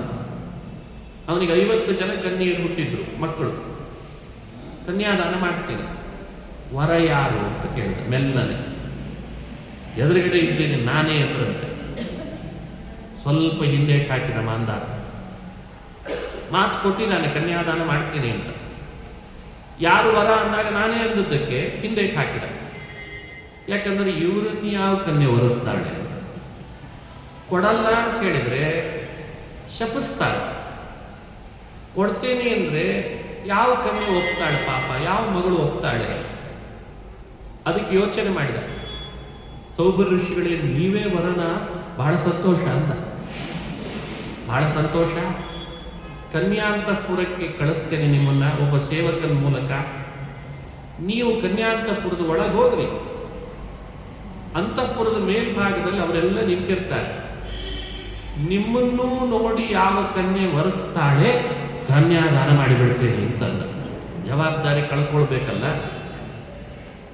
ಸಿಟ್ಟು ಮಾಡಬಾರ್ದು, ಸೌಕರ್ಯಗಳು ಶಾಪ ಕೊಡಬಾರ್ದು, ಮನಸ್ಸಿಗೆ ಬೇಸರ ಆಗಬಾರ್ದು, ತಾನು ಕೊಟ್ಟ ಮಾತು ಹಿಂತೆಗೆದೆ ಅಂತ ಆಗಬಾರ್ದು. ಅದಕ್ಕೆ ಈ ಉಪಾಯ ಮಾಡಿದ. ದೂತನನ್ನು ಕಳಿಸಿಕೊಟ್ಟ. ಕನ್ಯಾಂತಃಪುರಕ್ಕೆ ಹೋಗ್ಬೇಕಲ್ಲ, ಹೋಗುವ ದಾರಿಯಲ್ಲಿ ಯೋಚನೆ ಬಂತಂತೆ. ಯೋಚನೆ ಬರ್ತದವ್ರಿಗೆ. ಏನು ಯೋಚನೆ? ನಾನೇನಾದರೂ ಈ ದೇಹದಿಂದ ಕನ್ಯಾಂತಃಪುರಕ್ಕೆ ಹೋದರೆ ಯಾವ ಕನ್ಯೆ ನನ್ನನ್ನು ನೋಡಿ ವರಿಸ್ಯಾಳು ಅಂತ. ನನ್ನ ಈ ದೇಹ ಯಾವ ಕನ್ಯೆಗೆ ಇಷ್ಟ ಆಗ್ತದೆ? ಇಂಥ ದೇಹದಿಂದ ಏನು ಉಪಯೋಗ ಇಲ್ಲ ಅಂತ ಅನಿಸಿ ತಮ್ಮನ್ನ ತಾವು ತಪಶಕ್ತಿಯಿಂದ, ತಮ್ಮದೇ ತಪಶಕ್ತಿಯಿಂದ, ಇದು ನೋಡಿ ಸ್ವಾಭಿಮಾನ, ಸ್ವಾವಲಂಬಿ ಎಲ್ಲ ಇಲ್ಲಿ ಅಪ್ಲೈ ಆಗ್ತದೆ. ಉಚಿತ ಕೊಟ್ಟರಾಗಲ್ಲ, ಫ್ರೀ ಕೊಟ್ಟರಾಗಲ್ಲ, ಇನ್ನೊಬ್ರದ್ದನ್ನು ಇನ್ನೊಬ್ರಿಗೆ ಹಂಚಿದ್ರಲ್ಲ. ತನ್ನ ತಪಸ್ಸಿನಿಂದ, ತನ್ನದೇ ಶಕ್ತಿಯಿಂದ ತನ್ನನ್ನು ತಾನು ನವಯುವಕರನ್ನು ಮಾಡಿಕೊಂಡ್ರ. ಎಂಥ ಯೌವನ ಭರಿತವಾದ ದೇಹ ಪಡ್ಕೊಂಡ್ರು, ಎಂಥ ಹೆಣ್ಣು ನೋಡಿದ್ರು ಆಕರ್ಷಿತರಾಗಬೇಕಂತೆ. ಅಷ್ಟು ದಷ್ಟಪುಷ್ಟ ಆದ ದೇಹ, ನವಯೌವನದ ದೇಹವನ್ನು ತಮ್ಮ ತಪಶಕ್ತಿಯಿಂದ ಬರೆಸಿಕೊಂಡ್ರು. ಆವಾಗ ಆ ಅಂತಃಪುರದ ಒಳಗೆ ಪ್ರವೇಶ ಮಾಡಿದ್ರು. 50 ಕನ್ಯೆಯರಿದ್ರಲ್ಲ, ಹೇಳಿ ಕಳಿಸಿದ್ದ. ಕನ್ಯೆಯರಿಗೂ ಮೊದಲೇ ಸೂಚನೆ ಕೊಟ್ಟಿದ್ದ, ಹಿಂಗೊಬ್ಬ ವರ ಬರಲಿಕ್ಕಿದ್ದಾರೆ, ನೀವು ಯಾರಾದರೂ ವರಿಸಿದ್ರೆ ಅವರಿಗೆ ದಾನ ಮಾಡಿ ಕೊಡೋದು ಅಂತಿದೆ ನನ್ನ ಮನಸ್ಸಿನಲ್ಲಿ ಅಂತ ರಾಜನು ಹೇಳಿದ್ದ. ಇವರಿಗೂ ಹೇಳಿ ಕಳಿಸಿದ್ದ. ದೂತರ ಮೂಲಕ ಒಳಗೆ ಬಂದರು. 50 ಕನ್ಯೆಯರು ನಾಚಿ ನೀರಾಗಿಬಿಟ್ರಂತೆ. ಇವನು ನೋಡಿ ಎಂಥ ವರ ಬಂದಿದ್ದಾನೆ, ನಾನು ನಾನು ನಾನು ಅಂತ ಮುಂದೆ ಬಂದ್ಬಿಟ್ರು. ಅವರಲ್ಲಿ ಕಲಹ ಶುರು ಆಯ್ತಂತೆ. ನೀನೇನ್ ಮಾಡ್ಕೋತೀನಿ, ನಾ ಮಾಡ್ಕೋತೀನಿ. ಮಾಂಧಾತೃವಿಗೆ ಸುದ್ದಿ ಮುಟ್ಟಿಸಿದ್ರು. ಮಾಂಧಾತೃಂದ, ಆ ಋಷಿಯನ್ನು ನೋಡಿ ನನ್ನ ಮಕ್ಕಳು ಒಪ್ಪಿಕೊಂಡ್ರಲ್ಲ, ಅರೆ ಆ ಋಷಿ ಏನಂತ ಚಂದಿದ್ದಾನೆ ಅಂತ ಒಪ್ಪಿಕೊಂಡ್ರು ಅಂತ. ಕನ್ಯಾ ವರಯತೆ ರೂಪವು, ಕನ್ಯೆ ಯಾವತ್ತಿದ್ರು ವರನಲ್ಲಿರೋ ರೂಪವನ್ನು ನೋಡ್ತಾಳೆ ಅಂತ ನಾವು ಕೇಳ್ತೀವಿ. ಬಂಧುಗಳು ತಂದೆ ತಾಯಿಯಂದ್ರು ಕುಲವನ್ನು ನೋಡ್ಬೇಕಂತ. ತಂದೆ ತಾಯಿಯಂದ್ರು ಕುಲ ನೋಡ್ಬೇಕು, ವರನ ಕುಲ. ಕನ್ಯೆ ತಂದೆ ತಾಯಿಯಂದ್ರು ನೋಡ್ಬೇಕಾದದ್ದು ವರನ ಕುಲ ಎಂಥದ್ದು ಅಂತ. ಕನ್ಯೆ ನೋಡೋದು ಯಾವಾಗಲೂ ವರವನ್ನ, ಬಾಂಧವರೆಲ್ಲ ನೋಡ್ಬೇಕಾದದ್ದು ವಿತ್ತವನ್ನಂತ. ನಮ್ಮ ಹುಡುಗಿನ ನಾವು ಅವ್ರ ಮನೆಗೆ ಕೊಡ್ತಿದ್ದೀವಿ, ಸರಿಯಾಗಿ ದುಡಿತಾನೋ ಇಲ್ಲೋ, ಸಂಪಾದನೆ ಚೆನ್ನಾಗಿದೆನೋ ಇಲ್ಲೋ ಅಂತ ಬಂಧುಗಳು ನೋಡಿ ಕನ್ಯಾದಾನ ಮಾಡ್ತಾರೆ. ಇದೆಲ್ಲ ಶಾಸ್ತ್ರದಲ್ಲಿ ಬರ್ತದೆ, ನೀತಿಯಲ್ಲಿ ಹೇಳ್ತಾರೆ. ಅಂಥ ಏನು ರೂಪ ಇದೆ ಅಂತ ಎಲ್ಲ ಕನ್ಯೆಯರು ಮದುವೆ ಮಾಡ್ಕೊಳ್ತೀನಿ ಅಂತಿದ್ದಾರೆ ನನ್ನ ಮಕ್ಕಳು. ಆವಾಗ ಮಾಂಧಾತೃ ಬಂದು ನೋಡ್ತಾನೆ, ನವಯೌವನದ ರೂಪ ಬಂದಿತ್ತಂತೆ ಸೌಭರ ಋಷಿಗಳಿಗೆ. ಓ ಆಶ್ಚರ್ಯ ಆಯ್ತು. ಅವನಂದ, ನಾನು ಒಂದೇ ಕನ್ಯಾದಾನ ಮಾಡೋಣ ಅನ್ಕೊಂಡಿದ್ದೆ ನಿಮಗೆ. ಋಷಿಗಳೇ ತಪ್ಪು ತಿಳಿಬೇಡ್ರಿ, 50 ಕನ್ಯೆಯರು ನಿಮ್ಮನ್ನೇ ವರಿಸಿದ್ದಾರೆ, ಏನು ಮಾಡೋಣ ಅಂತ ಕೇಳಿದ್ದಂತೆ. ಸಮಸ್ಯೆ ಸೌಭರಿಗಳಿಗೆ ಆಗಲಿಲ್ಲ, ಮಾಂಧಾತೃವಿಗಾಯ್ತಂತೆ. ಮಾಂಧಾತೃವಿಗಾಯ್ತು. ಸೌಭರಿಗಳಂದ್ರು ಹರಿಸಂಕಲ್ಪದಂತೆ 50 ಕೊಟ್ಟು ಬಿಡು ಅಂದ್ರಂತ. ದೊಡ್ಡ ದೊಡ್ಡ ರಾಜರು ಮಹಾರಾಜರು ಅನೇಕ ವಿವಾಹಗಳನ್ನು ಮಾಡಿಕೊಂಡು ಸಂತತಿ ಪಡೆದು ತಮ್ಮ ತಮ್ಮ ವೈಭವಕ್ಕೆ ಅನುಗುಣವಾಗಿ ಸಂಸಾರ ನಡೆಸ್ತಾ ಇದ್ದದ ಕಥೆ ಕೇಳ್ತೀವಿ. ಸರಿ, ಹೇಳಿ ಕೇಳಿ ಸೌಭರ ಋಷಿಗಳು ಅವು ಹುಲ್ಲಿನ ಗುಡಿಸಲದಲ್ಲಿ ಇರ್ತಾರೆ. ಅಂತಃಪುರದಲ್ಲಿ ಸುಖದ ಸೊಪ್ಪತ್ತಿಗೆಯಲ್ಲಿ ಬೆಳೆದ 50 ಜನ ಕನ್ಯೆಯರನ್ನು ಮದುವೆ ಮಾಡಿಕೊಳ್ಳಿಕ್ಕೆ ಹೂ ಅಂತಿದಾರಲ್ಲ ಇವರು. ಅವನು ಕೂಡ ದೇವರ ಸಂಕಲ್ಪ ಇದೇ ಇರಬೇಕೇನೋ ಅನ್ಕೊಂಡ. ನಾನೇನೋ ದಾನ ಮಾಡ್ತೀನಿ, ನೀವು ಒಬ್ಬರೇ ಇದ್ದೀರಲ್ಲ, ಹೆಂಗ್ ದಾನ ಮಾಡ್ಲಿ ಎಂದ. ಯಾರು ಹೇಳಿದ್ರು ಅಂದ್ರು. ಯಾರು ಹೇಳಿದ್ರು ನಾನು ಒಬ್ಬನೇ ಇದ್ದೀನಿ, ನಾನು 50 ಇದ್ದೀನಿ ಅಂದ್ರು. ನವಯೌವನ ತಗೊಳ್ಳಿಕ್ಕೆ ಬರುವ ಸೌಭರ ಋಷಿಗಳಿಗೆ ತಪಶಕ್ತಿಯಿಂದ 50 ಆಗ್ಲಿಕ್ಕೆ ಬರಲ್ವೇ? 50 ಬರುತ್ತೆ. 50 ಕನ್ಯೆ ದಾನ ಮಾಡಿಸ್ಕೊಂಡ್ರು. ಒಬ್ಬ ಇದ್ರು, ಆಮೇಲೆ 56 50 ಕನ್ಯೆಯನ್ನು ದಾನ ಮಾಡಿಸ್ಕೊಂಡ್ರು. ಎಂಥ ಪ್ರಭಾವ ಸೌಭರಿಗಳದ್ದು. ಮಾಂಧಾತ್ರ ಅಂದ, ಮನೆ ಒಳಗೆ ನೀವು ಮನೆ ಅಳಿಯನಾಗಿರ್ತೀರ? ಇಲ್ಲ ಅಂದ್ರು. ಸ್ವಾಭಿಮಾನ. ನಿನ್ನ ಮನೆಯೊಳಗೆ ಇರಬೇಕಾಗಿಲ್ಲ, ನಾವು ಕ್ಷತ್ರಿಯನ ಮನೆಯಲ್ಲಿ ನಾವು ತಪಸ್ವಿಗಳಾಗಿರೋರಲ್ಲ, ದಾನ ಮಾಡಿದ್ದಾಗಿದೆ, ದಾನ ತಗೊಂಡು ಹೊರಡ್ತೇವೆ ಅಷ್ಟೇ ಅಂತ ಅಲ್ಲಿಂದ ಹೊರಟು ಬಿಟ್ರು. ಹೊರಟು ಮತ್ತೆ ಅವ್ರದ್ದೊಂದು ದೊಡ್ಡ ತಪಶಕ್ತಿಯಿಂದಲೇನೆ 50 ಮನೆಗಳನ್ನು ನಿರ್ಮಾಣ ಮಾಡಿಸಿದ್ರು. 50 ಮನೆ, 50 ಕನ್ಯೆಯರು ಇರ್ಲಿಕ್ಕೆ. ತಾವು 50 ರೂಪದಿಂದ ಅವರೊಟ್ಟಿಗೆ ದಾಂಪತ್ಯ ನಡೆಸಿದ್ದಾರೆ. ಒಬ್ಬೊಬ್ಬರಲ್ಲಿ ಮಕ್ಕಳನ್ನು ಪಡೆದ್ರು. ಅವರ ಸಂತತಿ ವೃದ್ಧಿ ಆಯಿತು. ಆ ವೃದ್ಧಿಯಾದ ಸಂತತಿಯ ಕೊನೆಯ ಸಂಖ್ಯೆ ಎಷ್ಟಾಗಿತ್ತು ಅಂದ್ರೆ 5,000 ಆಗಿತ್ತಂತೆ ಕೊನೆಗೆ. ಹಿಂಗಾಗಿ ಅದಕ್ಕೊಂದು ಸೌಭರಿ ಕಾಲೋನಿ ಅಂತೇಳಿ ಹೆಸರಿಟ್ಟಿದ್ರು. ಬೇರೆಯವ್ರಿಗೆ ಅವಕಾಶವೇ ಇಲ್ಲ. ಅಲ್ಲೇ ತಮ್ಮ ಮಗ ಮಗಳು, ಆ ಮಗಳಿಗೆ ಹುಟ್ಟಿದ ಮತ್ತೊಬ್ಬ ಮಗ, ಮೊಮ್ಮಗ, ಮರಿ ಮೊಮ್ಮಗ, ಗಿರಿ ಮೊಮ್ಮಗ, ಇವನು ಗಿರಿ ಅಜ್ಜಿ ಹಾಕಿ ಕೂತ್ಕೊಂಡ್ಬಿಟ್ಟ ಸೌಭರಿ. ಸಮಯನೇ ಇಲ್ಲ ತಪಸ್ಸಿಗೆ, ದೇವರ ಪೂಜೆಗೆ, ಪಾರಾಯಣಕ್ಕೆ, ಪಾಠಕ್ಕೆ, ಉಪದೇಶಕ್ಕೆ ಸಮಯನೇ ಇಲ್ಲ. ಆವಾಗ ದಿನ ಬೆಳಗಾದ್ರೆ ನಾಮಕರಣ, ಅನ್ನಪ್ರಾಶನ, ಚೌಲ, ಉಪನಯನ, ಮದುವೆ, ತೊಟ್ಲ ತೂಗೋದೇನೋ, ಬಾಣಂತನ ಮಾಡೋದೇನೋ. ಬರೋ ಪುರುಷತ್ತಿಲ್ದೇನೆ ಮತ್ತೊಬ್ಬ ಮಗಳು ಬರ್ತಿದ್ರು. ನಾಳೆ ಮತ್ತೆ ಕನ್ಯಾದಾನ ಇಟ್ಕೊಂಡಿನಿ, ನೀವು ಬರ್ಬೇಕಲ್ಲ, ನಡಿ ಅಂತಿದ್ರು. ಹಿಂಗೆ ದಿನ ಬೆಳಗಾದ್ರೆ ಸಂಸ್ಕಾರಗಳದ್ದೇ ಉಭಯ ಕರ್ಮ ಚಿಕಿತ್ಸೆಯ. ಉಭಯ ಕರ್ಮ, ಒಂದು ಕಡೆ ಹೆಣ್ಣು ಸಂತತಿ ಬೆಳೀತಾ ಇದೆ, ಒಂದು ಕಡೆ ಗಂಡು ಸಂತತಿ ಬೆಳೀತಾ ಇದೆ, ಅವರವರಿಗೆ ವಿವಾಹ ಆಗ್ತದೆ, ಮಕ್ಕಳಾಗ್ತಿದ್ದಾರೆ, ಮುಂದುವರಿತಾ ಇದೆ. ಆಮೇಲೆ ಸೌಕರ್ಯಗಳು ಯೋಚನೆ ಮಾಡಿದ್ರು, 100 ವರ್ಷಗಳು ಕಳೆದು ಹೋಯ್ತು ಇಲ್ಲೇನೆ ಸಂಸಾರ ಮಾಡ್ತಾ ಮಾಡ್ತಾ. ಅವರಂದ್ರು, ನಾವು ಒಬ್ಬನೇ ಇದ್ದೆ, ಯಮುನಾ ನೀರಿನಲ್ಲಿ ಹುಡುಗಿ ತಪಸ್ಸು ಮಾಡ್ತಿದ್ದೆ, ನೋಡಬಾರ್ದದನ್ನು ನೋಡಿ ಹಿಂಗಾದೆ ಅಂತ. ಏಕಸ್ತಪಸ್ವ್ಯ ಹಮಥಾಂಬಸಿ ಮತ್ಸ್ಯ ಸಂಗಾತ್. ಏಕಸ್ತಪಸ್ವಿ, ಒಬ್ಬ ತಪಸ್ವಿಯಾಗಿ ನೀರಿನಲ್ಲಿ ಮುಳುಗಿ ತಪಸ್ಸು ಮಾಡ್ತಿದ್ದ ನನಗೆ 50 ಆಗಬೇಕಾಯ್ತು. 50 ಇದ್ದವನು ವಿವಾಹ ಮಾಡಿಕೊಂಡ ಮೇಲೆ 100 ಆದೆ, 100 ಇದ್ದವನು ಇವತ್ತು 5,000 ಆದೆ. ಬೇಕಿತ್ತ ನನಗಿದೆಲ್ಲ ಅಂತ ಅನ್ಕೊಂಡ್ರಂತ. ಎಂಥ ತಪ್ಪು ಕೆಲಸ ಮಾಡಿಬಿಟ್ಟೆ ನಾನು. ಬೇಕಿರಲಿಲ್ಲ ಆ ಮತ್ಸ್ಯ ಸಂಘ ನೋಡೋದನ್ನ. ಒಬ್ಬ ವ್ಯಕ್ತಿ ತನ್ನ ಜೀವನದೊಳಗೆ ಇಂಥದ್ದನ್ನು ನೋಡಿ ಮನಸ್ಸಿಗೆ ವಿಕಾರ ಆಗದಂತೆ ನಿಯಂತ್ರಣ ಮಾಡಿಕೊಳ್ಳೋದೇ ದೊಡ್ಡ ಸಾಧನೆ. ಅದನ್ನು ಹೇಳ್ತಾರೆ ಅವರು. ಸಂಗಂ ತ್ಯಜೇತ ಮಿಥುನೌ ರಚಿನಾನ್ ಮುಮುಕ್ಷುಃ ಯುಂಜೀತ ತದ್ರತಿಷು. ಮನುಷ್ಯ ಸಂಗಂ ತ್ಯಜೇತ, ಸ್ತ್ರೀ ಸಂಘವನ್ನ ಪುರುಷ ಸಂಘವನ್ನು ಸ್ತ್ರೀಯರು ನಿಯಂತ್ರಣ ಮಾಡಬೇಕು. ಆಸೆ ಆಗ್ತದೆ ಅಂತ ಎಲ್ಲವನ್ನು ಬಯಕೆಯನ್ನು ತೀರಿಸ್ಕೊಳ್ತೀನಿ ಅಂತ ಅನ್ನೋದಲ್ಲ. ಆಸೆನೇ ಪಡೆದಂತೆ ಮನಸ್ಸನ್ನು ನಿಯಂತ್ರಣ ಮಾಡಬೇಕಂತ. ಅಂಥದ್ದು ನನಗೆ ಅದು ಆಗಲಿಲ್ವೇನೋ, ಎಂಥ ತಪ್ಪಾಗಿ ಹೋಯಿತು, ನೋಡಿದ್ದೇ ಕಣ್ಣಿನಿಂದ ತಪ್ಪಾಯ್ತಲ್ಲ. ಅದಕ್ಕೆ ಹೇಳ್ತಾರೆ ಶಾಸ್ತ್ರಗಳಲ್ಲಿ, ನೋಡಬಾರ್ದು ನೋಡಬೇಡ ಅಂತಂತಾರೆ. ಯಾಕೆಂದ್ರೆ ಮನಸ್ಸಿನಲ್ಲಿ ಬರಬಾರ್ದು ವಿಚಾರ ಬರ್ಲಿಕ್ಕೆ ಶುರು ಆಗ್ತದೆ. ಉದ್ದೇಶ ಅಷ್ಟೇ. ಭದ್ರಂ ಕರ್ಣೇಭಿಃ ಶೃಣುತ ಮಾಕ್ಷಭಿರ್ಯಜತ್ರಾಃ. ಅಕ್ಷಭಿಃ, ಕಣ್ಣಿನಿಂದ ನೋಡಬೇಡವೋ, ಕಿವಿಯಿಂದ ಕೇಳಬಾರ್ದನ್ನು ಕೇಳಬೇಡವೋ ಅಂತ ಬಾರಿ ಬಾರಿ ವೇದಗಳು ನಮ್ಮ ಏಳಿಗೆಗೋಸ್ಕರ ಈ ವಿಷಯವನ್ನು ಹೇಳ್ತದೆ. ಅದಕ್ಕೆ ಉದಾಹರಣೆಯಾಗಿ ಸೌಭರಿಗಳ ಕಥೆಯನ್ನು ಹೇಳಿ ಎಚ್ಚರಿಕೆ ಕೊಡ್ತದೆ.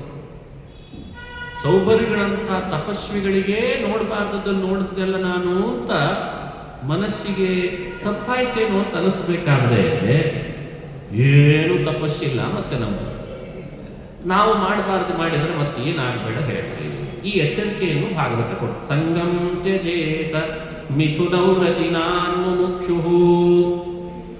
ಎಷ್ಟು ಪೂರಕವಾದ ಮಾರ್ಮಿಕವಾದ ಸಂದೇಶ ಅಂತ ನಾವಿದನ್ನು ತಿಳಿಬಹುದು.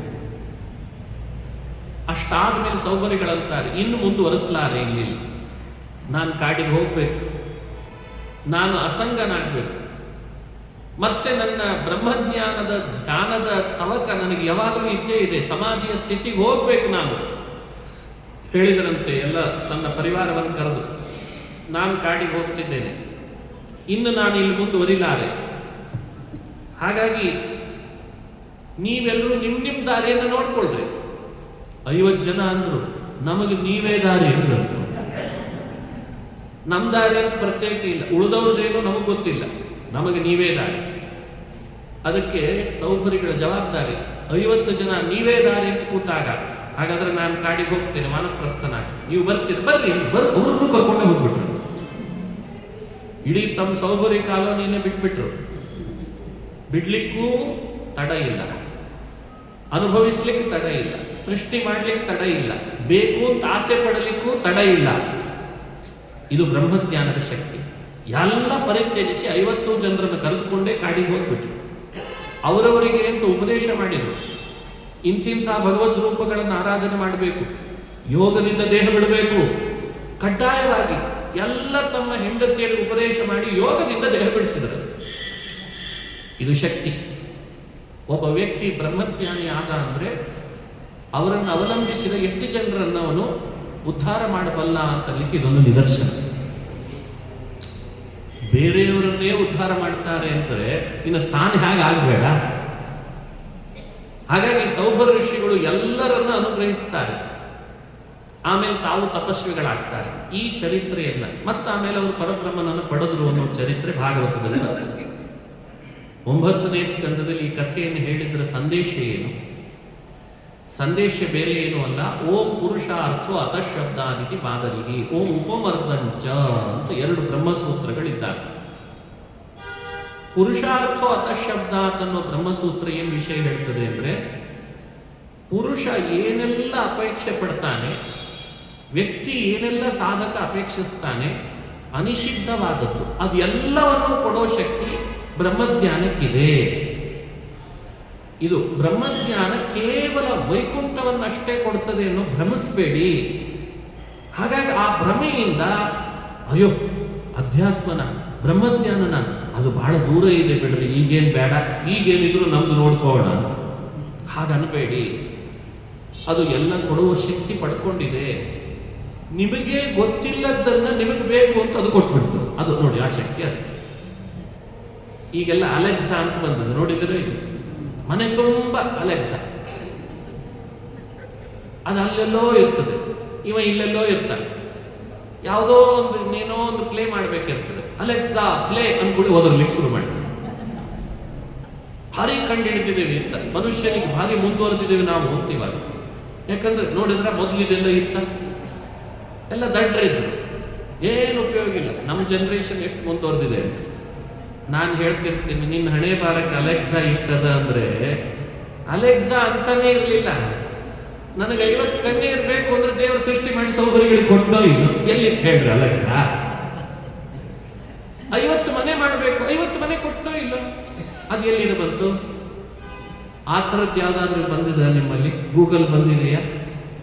ಗೂಗಲ್ ಅಂತ ಕೂಗ್ತಾನೆ, ಮನೆ ತುಂಬಾ ಕೂಗ್ತಿರ್ತಾನೆ ಅವಾಗವಾಗ. ಟಿವಿ ಆನ್ ಮಾಡ್ಲಿಕ್ಕೂ ಗೂಗಲ್ ಅಂತಾನೆ, ಮತ್ತೆ ಆಫ್ ಮಾಡ್ಲಿಕ್ಕೂ. ಎಲ್ಲ ಸರಿ ಡಿವೈಸ್ಗಳನ್ನು ಇಟ್ಕೊಂಡು ಒದ್ದಾಡ್ತಿದ್ದೀಯಾ? ನಮ್ದೊಂದು ಹೊಸ ಡಿವೈಸ್ ಇದೆ ನೋಡಿ, ಸ್ವಲ್ಪ ಬ್ರಹ್ಮಜ್ಞಾನ ಅಂತ. ಏನು ಅದ್ಭುತವಾದ ಡಿವೈಸ್ ಅದು! ಜುನದಿ ನಿವಹದಂದದಿ ಪ್ರವಹಿಸುತ್ತಿರುವುದು ಅಂತಾರೆ ಜಗನ್ನಾಥದಾಸರು. ಗಂಗೆಯ ಪ್ರವಾಹದಂತೆ ಬ್ರಹ್ಮಜ್ಞಾನಿಯಾದವನಿಗೆ, ಭಗವದ್ಭಕ್ತನಾದವನಿಗೆ ಅವನು ಅನುಭವಿಸಬೇಕಾದಂತಹ ಭೋಗ್ಯ ವಸ್ತುಗಳು ಅವನಿಗೆ ಗೊತ್ತಿಲ್ಲದಷ್ಟು ಅವನ ಹಿಂದೆ ಹಿಂದೆ ಬರಲಿಕ್ಕೆ ಶುರುವಾಗ್ತಾನೆ. ಇನ್ನೇನು ಬೇಕು? ಇನ್ನೇನು ಕೊಡ್ಬೇಕು ನಿನಗೆ? ನೆಮ್ಮದಿ ಇದೆ, ನೆಮ್ಮದಿ ಕೊಡ್ತದೆ. ಅದಕ್ಕೆ ಮನುಷ್ಯನನ್ನ ಬ್ರಹ್ಮಜ್ಞಾನ ಪಡೀಲಿಕ್ಕೆ ಅಂತ ಯಾವಾಗಲೂ ಉನ್ಮುಖನನ್ನು ಮಾಡಬೇಕಂತ. ಭಾಗವತಾದಿ ಸಚ್ಚಾಸ್ತ್ರಗಳು, ವೇದಾಂತ ಸೂತ್ರಗಳು ಅಂದ್ರೆ ಬ್ರಹ್ಮಸೂತ್ರಗಳು, ಮಹಾಭಾರತ, ಇವುಗಳೆಲ್ಲ ಏನ್ ಮಾಡ್ಲಿಕ್ಕೆ ಹೊರಟಿದ್ದಾರೆ? ಶ್ರೋತೃಗಳನ್ನ, ಅಧ್ಯೇತೃಗಳನ್ನ ಪದೇ ಪದೇ ಮನಸ್ಸಿನಲ್ಲಿ ತವಕ ಹುಟ್ಟಬೇಕಂತ. ನಾನು ಪಡಿಬೇಕು ಈ ಬ್ರಹ್ಮಜ್ಞಾನ, ನನಗೆ ಬೇಕಿದು ಅಂತ ಅನಿಸ್ಬೇಕಂತ. ಅದನ್ನು ಮಾಡಲಿಕ್ಕೆ ಈ ಸೌಭರಿಗಳ ಕಥೆ. ಅವರಿಗೆ ಇನ್ನೂ 50 ಜನ್ಮ ಪಡಿಲೇಬೇಕಾದಂತ ಒಂದು ಪ್ರಾರಬ್ಧ ಇತ್ತಂತೆ. ಒಂದಲ್ಲ ಎರಡಲ್ಲ, 50 ಜನ್ಮ ಪಡಿಬೇಕಾಗಿತ್ತಂತ. ತಪಸ್ಸಿ ಕೂತಾಗ ಯೋಚನೆ ಏನ್ ಬಂತು? ಅವರು ತಪಸ್ವಿಗಳಾದ್ರಿಂದ, ಜ್ಞಾನಿಗಳಾದ್ರಿಂದ ಅವರ ಕಣ್ಣು ಮುಂದೆ ಎಲ್ಲ ಸ್ಕ್ರೀನ್ ಪ್ಲೇ ಆಗ್ತದೆ. ಈಗೆಲ್ಲ AIS ಬಂದಿದೆ ಅಲ್ವಾ? ಈಗೆಲ್ಲ ಸ್ಕ್ರೀನ್ ಪ್ಲೇ ಆಗ್ತದೆ. ಅಲ್ಲಿ ಹೆಂಗಾಗ್ತದೆ? ಇನ್ನು ಮುಂದೆ ಇನ್ನೂ ಸ್ವಲ್ಪ ಬೇರೆ ಬರ್ತದೆ. ಮೊಬೈಲ್ ಬೇಡ ನಿಮಗೆ, ಸುಮ್ಮನೆ ಎಲ್ಲ ಕೈಯಲ್ಲಿ ಇಲ್ಲೇ ರೇಸ್ನಲ್ಲಿ ಇಲ್ಲೇ ಕಾಣಿಸ್ಲಿಕ್ಕೆ ಶುರುವಾಗ್ತದೆ. ಅಂತ ಒಂದು ಅಡ್ವಾನ್ಸ್ ಟೆಕ್ನಾಲಜಿ ನಿಮ್ದೇ ಇಷ್ಟದ ಅಂದ್ರೆ ಬ್ರಹ್ಮಜ್ಞಾನಿಗಳದ್ದು ಎಷ್ಟು ಇರಬೇಡ. ಅವ್ರದ್ದೇನು ಅಂದ್ರೆ ಇನ್ನೂ ನಾನು ಎಷ್ಟು ಜನ್ಮ ಕಳೀಲಿಕ್ಕಿದೆ ಅನ್ನೋದು ಸ್ಕ್ರೀನಲ್ಲಿ ಪ್ಲೇ ಆಯ್ತಂತೆ. ತಪಸ್ಸೆ ಕೂತಾಗ 1, 2, 3 ಇಂಥ ಊರು, ಇಂಥ ಕಡೆ, ಇಂಥ ರಾಜ, ಇಂಥ ಕಡೆ ಒಂದು ಜನ್ಮ, ಇಂಥ ಕಡೆ ಇನ್ನೊಂದು ಜನ್ಮ, ಇನ್ನೊಂದು ಜನ್ಮ, ಎಲ್ಲ ಪ್ಲೇ ಆಗಿಬಿಡ್ತದೆ. ಮುಂದೆ ಅಡ್ವಾನ್ಸ್ ಇದಲ್ಲೇ AI, ಆರ್ಟಿಫಿಷಿಯಲ್ ಇಂಟೆಲಿಜೆನ್ಸಿ ನಿಮ್ದು, ನಮ್ದು ಬರೀ ಇಂಟೆಲಿಜೆನ್ಸಿ ಅಂದ್ರೆ ಇದು. ಮುಂದೆ ಕಳಿಬೇಕಾದ 50 ಜನ್ಮ ಯಾವ ರಾಜ್ಯದಲ್ಲಿ, ಯಾವ ದೇಶದಲ್ಲಿ, ಯಾವ ರೀತಿಯಾಗಿ ಯಾರೊಟ್ಟಿಗೆ ಕಳಿಬೇಕು ಅನ್ನೋದು ಮೊದಲೇ ಕಣ್ಣಿಗೆ ಬಿತ್ತಂತವರಿಗೆ. ಅದಕ್ಕೆ ದೇವರನ್ನು ಕೇಳ್ಕೊಂಡ್ರು ಭಗವಂತನನ್ನು, ಭಗವಂತ ಈ 50 ಜನ್ಮ ನನಗೇನಾದ್ರೂ ಮಾಡಿ ಡಿಲೀಟ್ ಮಾಡು ಅಂತ. ಡಿಲೀಟ್ ಮಾಡಲ್ಲ ಅಂತದ್ದು, ಡಿಲೀಟ್ ಮಾಡಲ್ಲ, ಎರಿಸ್ ಮಾಡಲ್ಲ, ಅದು ಅನುಭವಿಸಬೇಕು. ಯಾಕೆ? ಕರ್ಮಗಳಲ್ಲಿ ತ್ರೈವಿಧ್ಯ ಇದೆ. ಪ್ರಾರಬ್ಧ, ಸಂಚಿತ, ಆಗಾಮಿ.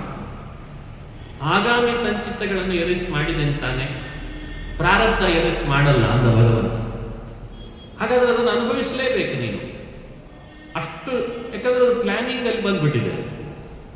ನೀನು ಆ ಪ್ಲಾನ್ ಅಪ್ಡೇಟ್ ಮಾಡಿಸ್ಕೊಂಡ್ಬಿಟ್ಟಿದ್ಯಾ ಅಂದಮೇಲೆ ಮೊಬೈಲ್ನಲ್ಲಿ ಟಾಕ್ ಟೈಮ್ ಎಷ್ಟು ಮಾಡಿಸಿದ್ರು ಅದನ್ನು ಅನುಭವಿಸಲೇಬೇಕು. ಈಗ ಅದನ್ನು ಚೇಂಜ್ ಮಾಡಲ್ಲ ಅಂದ ಭಗವಂತ. ಅದಕ್ಕೆ ಅವ್ರು ಕೇಳಿದ್ರು, ಹಾಗಾದ್ರೆ ದೇವರು ಇನ್ನೊಂದು ಕರುಣೆ ತೋರಿಸಿ. ಏನ್ ಕರುಣೆ?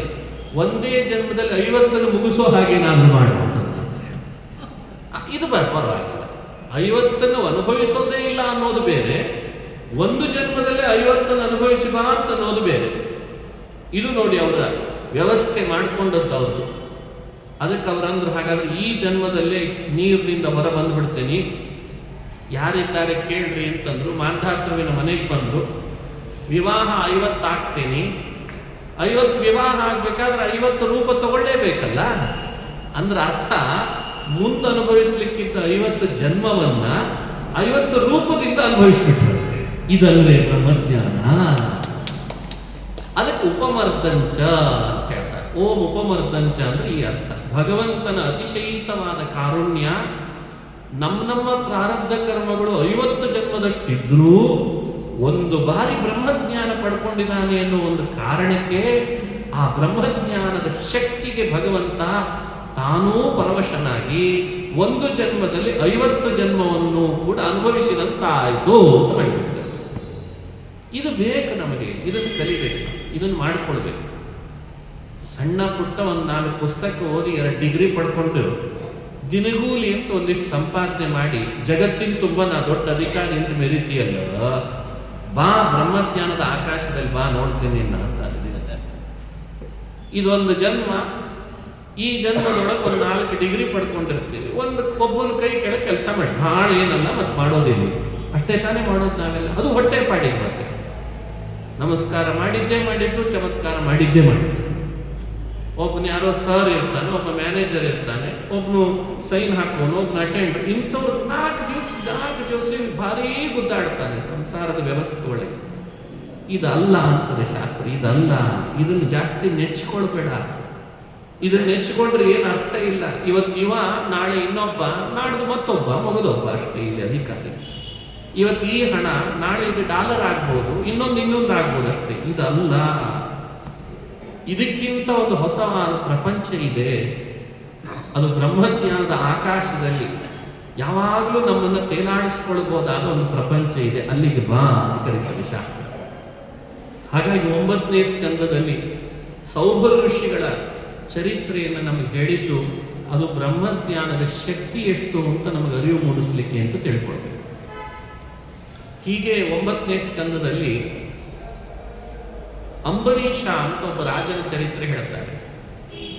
ಇದು ಹರಿಭಕ್ತಿಯ ಶಕ್ತಿ ಎಷ್ಟು? ಇದು ಹರಿಭಕ್ತಿಯ ಶಕ್ತಿನೇ, ಬ್ರಹ್ಮಜ್ಞಾನದಲ್ಲೇ ಸೇರ್ತದೆ.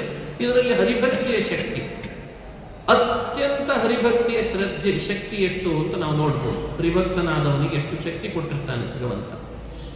ದೇವತೆಗಳಂಥವ್ರು ವಿರೋಧ ಮಾಡಿದರೂ ಕೂಡ ಭಗವಂತ ಆ ಹರಿಭಕ್ತನ ಪರನಾಗ್ತಾನೆ ಹೊರತು ದೇವತೆಗಳ ಪರನಾಗಲ್ಲ ಅಂತ ತೋರಿಸ್ಬಿಡ್ತು ಈ ಕಥೆ. ಅಂಬರೀಷ ಅಂತ ರಾಜ, ಇದೇ ಮಾಂಧಾತೃವಿನ ವಂಶವನ್ನೆಲ್ಲ ವಿವರಣೆ ಮಾಡ್ತಾ ಬರ್ತಾರೆ. ಅಂಬರೀಷ ರಾಜ ಬಹಳ ಹರಿಭಕ್ತ. ಹೇಗಿತ್ತು ಅವನ ಹರಿಭಕ್ತಿ ಅಂತ ವಿವರಣೆ ಮಾಡ್ತದೆ ಭಾಗವತ. ಒಂದು ದಿನವೂ ಕೂಡ ಯಾರೊಬ್ಬ ಭಗವದ್ಭಕ್ತರನ್ನು ವಿರೋಧಿಸಿದವನಲ್ಲ. ಪರಮಭಕ್ತಿ. ಅವನ ಮನಸ್ಸು, ಅವನ ಕೈಗಳು, ಅವನ ಕಾಲು, ಅವನ ಇಂದ್ರಿಯಗಳು, ಕಣ್ಣು ಎಲ್ಲ ದೇವರಿಗೆ ಮೀಸಲು ಮಾಡಿದ್ದ ದೊಡ್ಡ ರಾಜ. ದ್ವೀಪದ ಅಧಿಪತಿಯಾದಂಥ ಅಂಬರೀಷ ರಾಜ ಒಂದೆಡೆಯಲ್ಲಿ ಆಡಳಿತ ನೋಡಬೇಕು, ಪ್ರಜೆಗಳನ್ನು ರಕ್ಷಣೆ ಮಾಡಬೇಕು, ಜವಾಬ್ದಾರಿಯನ್ನ ಹೊತ್ತಿದ್ದ. ಆದರೆ ಸ್ವಲ್ಪವೂ ಹರಿಭಕ್ತಿಯಲ್ಲಿ, ಭಾಗವತ ಧರ್ಮಾನುಷ್ಠಾನದಲ್ಲಿ ಅವನಿಗೆ ಕೊರತೆ ಇರಲಿಲ್ಲ. ಸವೈ ಮನಃ ಕೃಷ್ಣ ಪದಾರವಿಂದಯೋ ನಿವೇಶಿತಂ ತದ್ಗುಣರಾಗಿಯೈರಿಹ. ಇಲ್ಲಿ ಹೇಳುವಾಗ ಸವೈ ಮನಃ ಕೃಷ್ಣ ಪದಾರವಿಂದಯೋ ವಚಾಂಸಿ ವೈಕುಂಠ ಗುಣಾನುವರ್ಣನೆ. ನೋಡಿ, ಹರಿಭಕ್ತರಾದವರು ಹೇಗಿರಬೇಕು ಅನ್ನಲಿಕ್ಕೆ ಬಾಹ್ಯ ವ್ಯವಸ್ಥೆಗಳನ್ನೆಲ್ಲ ಚೆನ್ನಾಗಿ ನಮಗೆ ಅನುಸಂಧಾನ ಮಾಡಿಸ್ತಾರೆ. ಮನಸ್ಸು ಯಾವಾಗಲೂ ಭಗವಂತನ ಪಾದದಲ್ಲಿ ಇಟ್ಟಿದ್ದ. ಮಾತು ಆ ದೇವರ ಗುಣಗಾನ ಮಾಡಲಿಕ್ಕೆ ಅಂತ ಮೀಸಲು ಮಾಡಿದ್ದ. ಕೈಗಳನ್ನು ದಿನಾ ತಾನೇ ತನ್ನ ದೇವರ ಕೋಣೆಯನ್ನ, ದೇವರ ಮಂದಿರವನ್ನ ಸ್ವಚ್ಛ ಮಾಡ್ತಿದ್ನಂತೆ ಕೈಯಿಂದ. ನೋಡಿದರೆ ರಾಜ, ದೊಡ್ಡ ರಾಜನಾಗಿಯೂ ಹರಿಮಂದಿರ ಮಾರ್ಜನೆ ಮಾಡಲಿಕ್ಕೆ ತನ್ನ ಕೈಯಿಂದಲೇ ಮಾಡ್ತಿದ್ನಂತೆ. ಕರೌ ಹರೇರ್ ಮಂದಿರ ಮಾರ್ಜನಾದಿಷು ಶ್ರುತಿಂಚಕಾರಾಚ್ಯುತ ಸತ್ಕಥೋದಯೇ. ಅಚ್ಯುತ ಸತ್ಕಥೋದಯೇ ಶ್ರುತಿಂಚಕಾರ. ಕಿವಿಗಳನ್ನ ಯಾವತ್ತಿದ್ರೂ ಭಗವಂತನ ಕಥೆ ಕೇಳಲಿಕ್ಕೆ ಅಂತ ಮೀಸಲು ಮಾಡಿದ್ನಂತೆ. ಅದು ಕಿವಿ ಸಾರ್ಥಕ ಆವಾಗಲೇ ಅಲ್ವೇ, ಇಲ್ಲದೆ ಇದ್ರೆ ಅದು ವ್ಯರ್ಥ. ದೇವರ ಕಥೆ ಕೇಳಲಿಕ್ಕೆ ಮೀಸಲು ಮಾಡಿದ್ದ. ಮುಕುಂದ ಲಿಂಗಾಲಯ ವರ್ಣನೆ ದರ್ಶನೆ ದೃಶೋ ತದ್ಭೃತ್ಯ ಗಾತ್ರ ಸ್ಪರ್ಶೇಂಗ ಸಂಗಂ. ಕಣ್ಣುಗಳು ಯಾವಾಗ ಸಾರ್ಥಕ ಆಗ್ತದೆ? ಮುಕುಂದ ಲಿಂಗಾಲಯ ದರ್ಶನೆ, ಭಗವಂತನ ಮಂದಿರಗಳಲ್ಲಿ ಅವನ ಭಕ್ತರ ಹಾಗೂ ಅವನ ಪ್ರತಿಮೆಗಳ ದರ್ಶನ ಮಾಡಿದ್ರೆ ಅದು ಸಾರ್ಥಕ. ಇಲ್ಲದೆ ಇದ್ರೆ ಕಣ್ಣು ಸಾರ್ಥಕ ಅಲ್ಲ, ವ್ಯರ್ಥ ಆಗ್ತದೆ. ಮುಕುಂದ ಲಿಂಗಾಲಯ ದರ್ಶನೆ ದೃಶೌ ತದ್ಭೃತ್ಯ ಗಾತ್ರ ಸ್ಪರ್ಶೇಂಗ ಸಂಗಂ. ಭಗವಂತನ ಭೃತ್ಯರು ಯಾರೇ ಬಂದರು ಅವರ ಪಾದಗಳನ್ನು ಸ್ಪರ್ಶ ಮಾಡಿ ಪಾದ ತೊಳಿತಿದ್ದ, ಅವರನ್ನು ಆಲಿಂಗನ ಮಾಡ್ಕೊಳ್ತಿದ್ದ. ಹರಿಭಕ್ತರು ನಮ್ಮ ಮನೆ ತನಕ ಬಂದ್ರಿ, ಏನು ಭಾಗ್ಯ ನಂದು ಅಂತ ಅಂಬರೀಷ ರಾಜ ಪ್ರತಿಯೊಬ್ಬ ಭಗವದ್ಭಕ್ತರನ್ನು ಆಲಿಂಗಿಸಿ ಮನೆ ಒಳಗೆ ಆದರ ಮಾಡ್ತಿದ್ದಂತೆ. ಇದು ಸ್ಪರ್ಶ, ಅಂಗಸ್ಪರ್ಶ. ಕಣ್ಣುಗಳು, ಮೂಗು, ಮೂಗನ್ನು ಯಾವುದಕ್ಕೆ ವಿನಿಯೋಗ ಮಾಡಿದ್ದ? ಭಗವಂತನಿಗೆ ಅರ್ಪಿಸಿದಂತಹ ತುಳಸಿಯ ಗಂಧವನ್ನು ಆಸ್ವಾದಿಸಲಿಕ್ಕೆ ಮೂಗಿಟ್ಟಿದ್ದಂತೆ. ದೇವರಿಗೆ ಯಾವುದು ಅರ್ಪಿತ ಆಗಿಲ್ಲ ಅದನ್ನು ಅವನು ಉಪಯೋಗಿಸ್ತಿರ್ಲಿಲ್ಲ. ಘ್ರಾಣಂಚ ತತ್ಪಾದ ಸರೋಜ ಸೌರಭ ಶ್ರೀಮತ್ ತುಳಸ್ಯಾಂ ರಸನಾಂ ತದರ್ಪಿತೆ. ಶ್ರೀಮತ್ ತುಳಸ್ಯಾಂ ರಸನಾಂ ತದರ್ಪಿತೆ. ದೇವರಿಗೆ ಅರ್ಪಿಸಿದ್ದನ್ನಷ್ಟೇ ನಾಲಿಗೆಯಲ್ಲಿ ಇಟ್ಕೊಳ್ತಿದ್ದಂತೆ. ಇದು ದೇವರಿಗೆ ಅರ್ಪಿತ ಅಲ್ವಾ, ಹಾಗಾದ್ರೆ ನನ್ನ ನಾಲಿಗೆಗೆ ಬರೋದು ಬೇಡ ಅಂತಿದ್ದಂತೆ. ಇದನ್ನ ಸಂಕಲ್ಪ ಮಾಡಬೇಕು ನಾವು. ಯಾವುದನ್ನ ಭಗವಂತನಿಗೆ ಅರ್ಪಿಸಲಿಲ್ಲ ಅದು ನನ್ನ ಬಾಯಲ್ಲಿ ಬರೋದು ಬೇಡ. ಯಾವುದು ದೇವರಿಗೆ ಅರ್ಪಿಸಿಲ್ಲ ನಾನು ಅದನ್ನು ಧರಿಸೋದು ಬೇಡ. ಯಾವುದು ದೇವರಿಗೆ ಅರ್ಪಿಸಿಲ್ಲ ಅದನ್ನು ನಾನು ನೋಡೋದು ಬೇಡ ಅನ್ಕೊಳ್ಬೇಕಂತ. ಇದು ಅವನ ಸಂಕಲ್ಪ. ಪಾದೌ ಹರೇ ಕ್ಷೇತ್ರ ಪದಾನುಸರ್ಪಣೆ ಶಿರೋ ಋಷಿಕೇಶ ಪದಾಭಿವಂದನೆ. ಪಾದಗಳು ಅದನ್ನು ಮೀಸಲು ಮಾಡಿದ್ದ. ಹರೇಹೇ ಕ್ಷೇತ್ರ ಪದಾನುಸರ್ಪಣೆ. ಸಮಯ ಮಾಡಿಕೊಂಡು ಕ್ಷೇತ್ರಗಳಿಗೆ ಪಾದಗಳಿಂದ ಯಾತ್ರೆ ಮಾಡ್ತಿದ್ದಂತೆ. ನೋಡಿ, ಆ ಪಾದವನ್ನು ಯಾತ್ರೆ ಮಾಡಿ ಕ್ಷೇತ್ರ ತೀರ್ಥಗಳ ಸಂಚರಿಸಲಿಕ್ಕೆ ವಿನಿಯೋಗಿಸಿದ್ರ ಪ್ರಭಾವ ಎಷ್ಟಿರ್ತದೆ ಅಂದರೆ ನಮಗೆ ನಮ್ಮ ಮನೆಯೊಳಗಿರೋ ಕ್ಲೇಶ ಮರೀಲಿಕ್ಕೆ ಅವಕಾಶ ಸಿಗ್ತದೆ. ಇವಾಗ ತೀರ್ಥಯಾತ್ರೆಗೆ ಬಂದಿದ್ದೇವೆ ನಾವೆಲ್ಲ, ಎಷ್ಟು ಆರಾಮಿದ್ದೇವೆ ನೋಡ್ರಿ. ಅದು ನಾಡದ್ದು ಶುರು ಆಗ್ಲಿಕ್ಕಿದೆ ಅನ್ನೋ ಚಿಂತೆ ಈಗಲೇ ಮಾಡೋದು ಬೇಡ. ಅಂತೂ ಇಂತೂ ಒಂದು ಅರ್ಥದಲ್ಲಿ ಮನುಷ್ಯನಿಗೆ ತೀರ್ಥಕ್ಷೇತ್ರಗಳ ಪರ್ಯಟನ ಅವನಿಗೆ ಆ ಸಮಯದೊಳಗೆ ಅವನ ಮನಸ್ಸಿಗೆ ಖುಷಿ ಕೊಡ್ತದೋ ಇಲ್ಲೋ. ಪಾದೋ ಹರೇ ಕ್ಷೇತ್ರ ಪದಾನುಸರ್ಪಣೆ ಶಿರೋ ಋಷಿಕೇಶ ಪದಾಭಿವಂದನೆ. ತಲೆ ಅದನ್ನು ಯಾವುದಕ್ಕೆ ಮೀಸಲು ಮಾಡಿದ್ದ? ಋಷಿಕೇಶ ಪದ ಅಭಿವಂದನೆ. ಭಗವಂತನಿಗೆ ನಮಸ್ಕರಿಸಲಿಕ್ಕೆ ತಲೆ ಬಾಗಬೇಕು, ಅದಕ್ಕೆ ಬಾಗಿಸಲಿಕ್ಕೆ ವಿನಿಯೋಗ ಮಾಡ್ತಿದ್ದ. ಕಾಮಂತು ದಾಸೇನತು ಕಾಮ ಕಾಮ್ಯಯ. ಬಹಳ ಆಸೆ ಪಡ್ತಿದ್ದಂತೆ. ಆಸೆ ಯಾವುದಕ್ಕೆ ಪಡ್ತಿದ್ದ? ದಾಸ್ಯೇ ಕಾಮ. ದಾನ ಯಾರ್ಯಾರಿಗೆ ಮಾಡಲಿ, ಎಷ್ಟು ಮಾಡಲಿ, ದಾನ ಯಾವಾಗ ಮಾಡಲಿ, ಇದು ಅವನ ತವಕಾಗಿತ್ತಂತೆ. ಸಂಪಾದನೆ ಮಾಡಲಿ ಅನ್ನೋ ತವಕೆ ಇರಲಿಲ್ಲ, ದಾನ ಮಾಡಬೇಕು ಅನ್ನೋ ತವಕ ಅವನ ಮನಸ್ಸೊಳಗಿತ್ತು. ಅದು ಕಾಮ. ಕಾಮಂತು ದಾಸ್ಯೇನತು ಕಾಮ ಕಾಮ್ಯಯ ತಥೋತ್ತಮ ಶ್ಲೋಕ ಜನಾಶ್ರಯಾಂ ಗತಿಂ ರತಿಂ. ಆಸಕ್ತಿಯಲ್ಲಿ, ರತಿಯಲ್ಲಿ ಉತ್ತಮ ಶ್ಲೋಕ ಜನಾಶ್ರಯಾಂ ಗತಿಂ. ಭಗವದ್ಭಕ್ತರು, ಅತ್ಯುತ್ತಮರು, ಮಹಾತ್ಮರು ಅವರು ಎಲ್ಲಿ ಬಂದಿದ್ದಾರೆ, ಎಲ್ಲಿ ಕೂಡಿದ್ದಾರೆ, ಎಲ್ಲಿ ಕಲ್ತಿದ್ದಾರೆ, ನಾನು ಯಾವಾಗ ಅಲ್ಲಿ ಹೋಗಿ ಸೇರಿದ್ದೇನೆ ಅಂತ ಅಂತಿದ್ದಂತೆ. ಹಾಗಾದರೆ ಕಾಮ ಇದೆ ದಾನದ ವಿಷಯದಲ್ಲಿ, ರತಿ ಇದೆ ಸಜ್ಜನರ ಸಂಘದ ವಿಷಯದಲ್ಲಿ, ಕಣ್ಣಿದೆ ದೇವರನ್ನ ನೋಡೋದ್ರಲ್ಲಿ, ಪಾದ ದೇವರ ತೀರ್ಥಗಳ ಯಾತ್ರೆ ಮಾಡಲಿಕ್ಕೆ, ಮನಸ್ಸು ಅವನ ಪಾದಾರವಿಂದಗಳ ಯೋಚನೆ ಮಾಡಲಿಕ್ಕೆ, ಮೂಗು ಅವನ ಪಾದಕ್ಕೆ ಅರ್ಪಿಸಿದ ಹೂವು ತುಳಸಿಗಳ ಗಂಧಗಳ ಆಸ್ವಾದನೆ ಮಾಡಲಿಕ್ಕೆ, ಉದರ ಅವನಿಗೆ ಅರ್ಪಿಸಿದ್ದನ್ನು ಸ್ವೀಕರಿಸಲಿಕ್ಕೆ. ಹೀಗೆ ಇಡೀ ತನ್ನ ದೇಹದ ಪ್ರತಿ ಅವಯವಗಳನ್ನು, ಅಂಗಾಂಗಗಳನ್ನು ಭಗವಂತನಿಗೆ ಮೀಸಲು ಮಾಡಿದ ಮಹಾನುಭಾವ ಅಂಬರೀಷ ಅಂತ ಭಾಗವತ ತಿಳಿಸಿ ನಮ್ಮನ್ನ ಎಚ್ಚರಿಸ್ತದೆ. ನೀನು ಹೀಗಿರ್ಬೋದಲ್ಲ ಅಂತ ಎಚ್ಚರಿಸ್ತದೆ. ನಿನಗೂ ಏನು ಕೊರತೆ ಇದೆ ಹೀಗಿರ್ಲಿಕ್ಕೆ? ಅಂಬರೀಷನನ್ನ ನಿನಗೆ ಸ್ಫೂರ್ತಿದಾಯಕ, ಅವನೇ ನಿನಗೆ ಸ್ಫೂರ್ತಿ ಅಂತ ಭಾವಿಸಿ ಅವನಂತೀರು. ಇಷ್ಟು ಇದ್ದುದಕ್ಕೆ ಭಗವಂತ ಅವನಿಗೆ ಅವನ ಭಕ್ತಿಗೆ ವಶನಾಗಿ ತನ್ನ ಕೈಯಲ್ಲಿದ್ದ ಸುದರ್ಶನವನ್ನೇ ಅವನಿಗೆ ಕೊಟ್ಬಿಟ್ಟಂತೆ. ನೀನು ಈ ಸುದರ್ಶನ ತಗೋ, ಈ ಸುದರ್ಶನವನ್ನು ನೀನು ಇಟ್ಕೋ, ಇದನ್ನು ಪೂಜಿಸು, ನಿನಗಿದೇ ರಕ್ಷಕ. ಸುದರ್ಶನ ಅಂದ್ರೇನು? ತನ್ನನ್ನೇ ಕೊಟ್ಟ ಹಾಗೆ ಲೆಕ್ಕ. ದೇವರು ಯಾರಿಗೆ ತನ್ನನ್ನು ಕೊಡ್ತಾನೆ? ಭಾಗವತ ಉತ್ತರ ಕೊಡ್ತು. ಇಷ್ಟೆಲ್ಲ ಯಾರು ಮಾಡುತ್ತಿರ್ತಾರಲ್ಲ ಅವರಿಗೆ ದೇವರು ಯಾವಾಗಲೂ ತನ್ನನ್ನೇ ಕೊಡ್ತಾನೆ ಅಂತ ಅರ್ಥ. ಹಾಗಾಗಿ ಸುದರ್ಶನ ಮನೆಯೊಳಗೆ ಬಂದ್ಬಿಟ್ಟಿದೆ. ದಿನಾ ಪೂಜೆ ಮಾಡ್ತೀನಿ. ಮೇಲಾಗಿ ಮಾಸದಲ್ಲಿ ಬರುವ ಎರಡೂ ಪಕ್ಷದ ಹರಿದಿನಗಳನ್ನು 3 ದಿನಗಳ ಪ್ರಕಾರ ವ್ರತ, ತ್ರಿದಿನ ವ್ರತ ಅಂತ ಕರೆದಿದ್ದಾರೆ. ಹರಿದಿನ ಅದನ್ನು ಕಡ್ಡಾಯವಾಗಿ ಆಚರಣೆ ಮಾಡ್ತಾ ಇದ್ದಾರೆ. 1 ವರ್ಷದಲ್ಲಿ 1 ಬಾರಿ ಆದರೂ ಉದ್ಯಾಪನೆ ಅಂತ ಮಾಡಬೇಕಂದ್ರೆ ಮಾಡಿದ್ದನ್ನು ದೇವರಿಗೆ ಸಮರ್ಪಣೆ ಮಾಡೋದು. ಅದಕ್ಕಾಗ ಆತ ಕಾರ್ತೀಕ ಮಾಸದ ಶುಕ್ಲ ಪಕ್ಷದ ಏಕಾದಶಿಯನ್ನು ಆರಿಸ್ಕೊಂಡ. ಅದಕ್ಕೆ ಪ್ರಬೋಧಿನಿ ದ್ವಾದಶಿ ಅಂತ ಹೇಳ್ತೇವೆ. ಪ್ರಬೋಧಿನಿ ಏಕಾದಶಿ, ದ್ವಾದಶಿ ಬಹಳ ಪ್ರಸಿದ್ಧವಾದದ್ದು. ನಾಳೆ ಆಷಾಢ ಮಾಸ ಬರ್ತದೆ, ಇನ್ನು 3-4 ತಿಂಗಳಿಗೆ. ಅದು ಶಯನಿ ಏಕಾದಶಿ. ಕಾರ್ತೀಕ ಮಾಸದಲ್ಲಿ ಬರ್ತದಲ್ಲ, ಅದು ಪ್ರಬೋಧಿನಿ.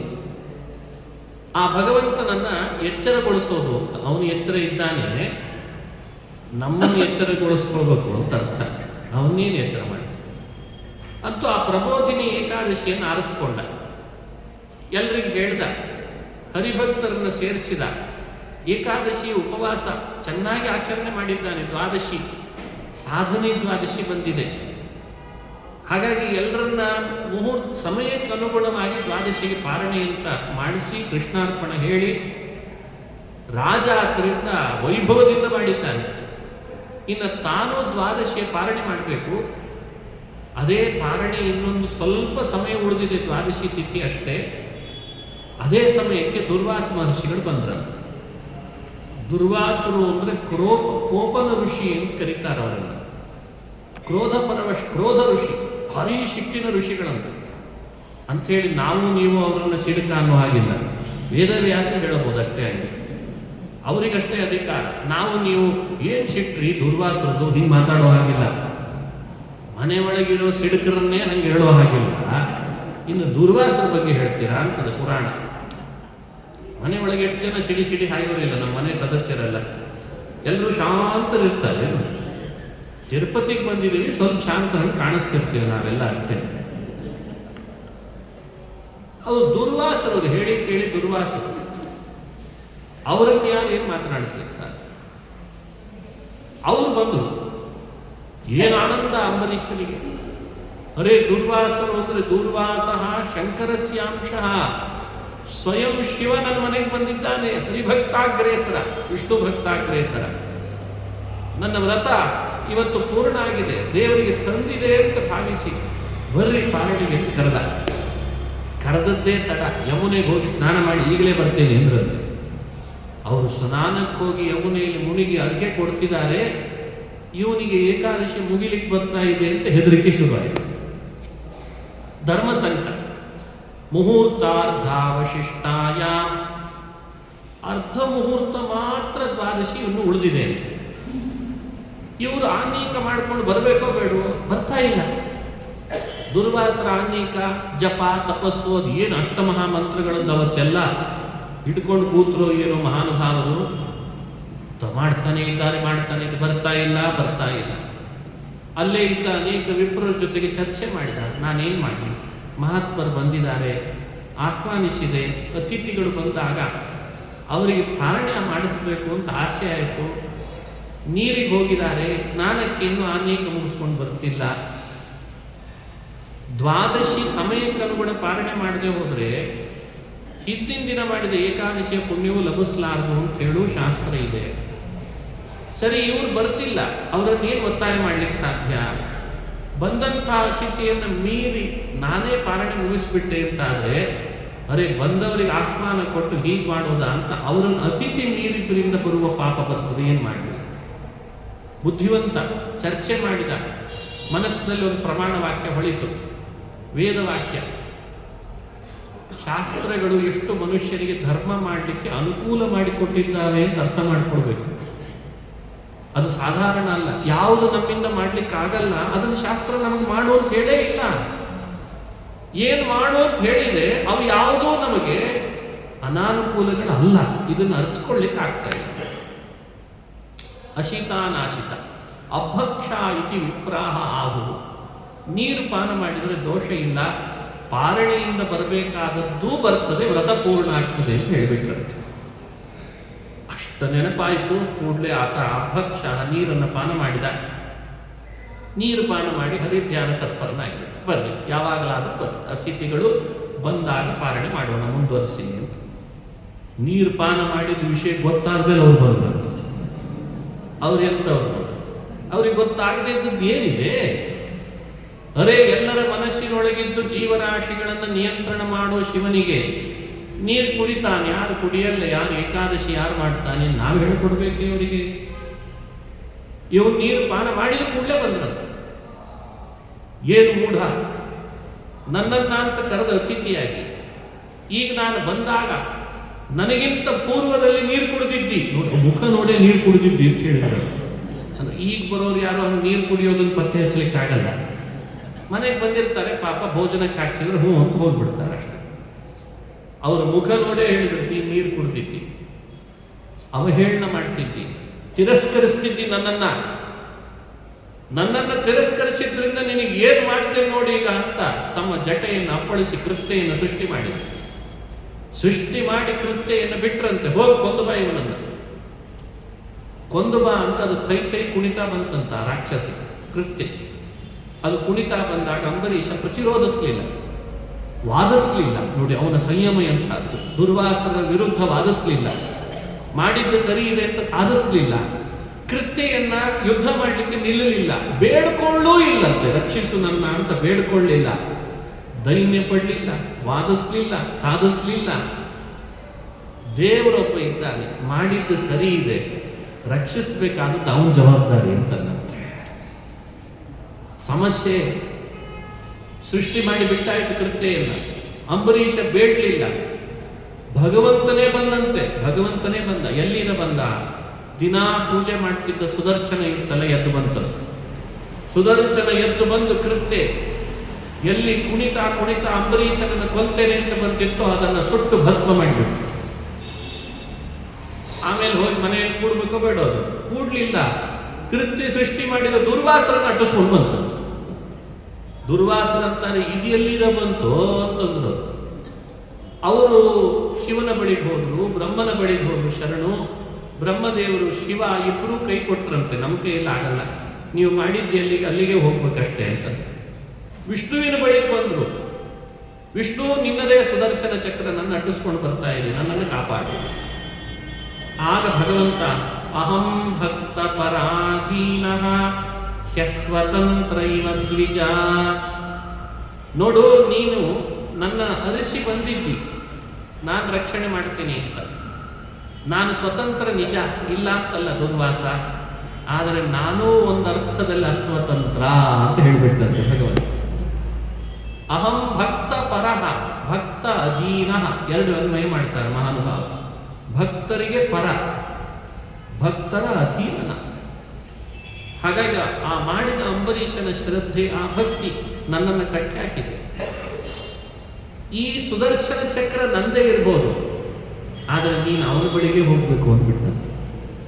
ದುರ್ವಾಸರು ಓಡ್ಕೊಂಡು ಬಂದ್ರು, ಅಂಬರೀಷ ಎಲ್ಲಿದ್ದೀಯಪ್ಪ, ನನ್ನ ಕಾಪಾಡು ಅಂತ. ಅಂಬರೀಷ ದುರ್ವಾಸರು ಬರೋಷ್ಟರಲ್ಲಿ ಧ್ಯಾನಾಸಕ್ತನಾಗಿ ಎಷ್ಟು ಸಮಯ ಕಳೆದಿದ್ದ ಅಂದ್ರೆ ಮುಂದಿನ ವರ್ಷ ಬಂದು ಹೋಗಿತ್ತಂತೆ.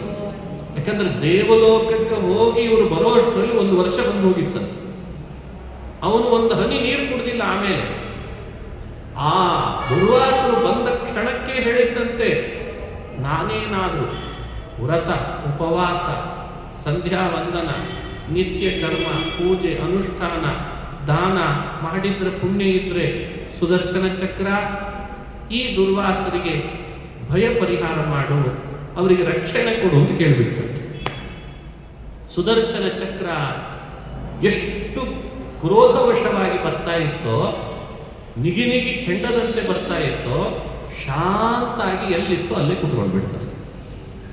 ಆವಾಗ ದುರ್ವಾಸರಂತಾರೆ, ಏನಂಬರೀಷ ನಿನ್ನ ವ್ಯಕ್ತಿ, ಎಂಥ ಅದ್ಭುತ ನಿನ್ನ ಭಕ್ತಿ, ನಿನ್ನ ಶಕ್ತಿ. ಅಹೋ ಅನಂತ ದಾಸಾನ ಮಹತ್ವಂ ದೃಷ್ಟ ಮಧ್ಯವೈ ಅಂತ. ಭಗವದ್ಭಕ್ತರ ಶಕ್ತಿ ಏನು ಅಂತ ಕಣ್ಣಿಗೆ ನಾನು ನೋಡಿಬಿಟ್ಟೆ, ಕಣ್ಣಿಗೆ ಕಂಡುಬಿಡ್ತು ನನಗೆ ಅಂತ ದುರ್ವಾಸರು ಅಂಬರೀಷನ ಭಕ್ತಿಯನ್ನು ಶ್ಲಾಘನೆ ಮಾಡ್ತಾರೆ. ಹೀಗೆ ಈ ಕಥೆಯನ್ನು 9ನೇ ಸ್ಕಂದ ವಿವರಣೆ ಕೊಡ್ತದೆ. ಚರಿತ್ರೆ ಕೇಳುವಾಗ ಚೆನ್ನಾಗಿರ್ತದೆ. ಸಂದೇಶಗಳೇನು, ತತ್ವ ಏನಿದೆ ಅಂತ ಅನುಸಂಧಾನ ಮಾಡಬೇಕು. ನೋಡಿ, ಅದೊಂದು ಅಂಬರೀಷನ ಶಕ್ತಿ, ಅಂಬರೀಷನ ಭಕ್ತಿಯ ಕಥೆ. ಭಗವದ್ಭಕ್ತರಾದವರು ಅಂಬರೀಷನಂತೆ ಭಕ್ತಿ ಮಾಡಿದರೆ ದೂರ್ವಾಸರಂಥ ದೇವತೆಗಳು ವಿರೋಧ ಕಟ್ಟಿಕೊಂಡ್ರು ಅಂಬರೀಷನ ಪರವಾಗಿ ಭಗವಂತ ಇರ್ತಾನೆ ಎನ್ನುವ ಸಂದೇಶವನ್ನು ನಮಗೆ ಚಿಂತನೆ ಮಾಡಿಸ್ತಾರೆ. ಅದು ಬಹಳ ಮುಖ್ಯ.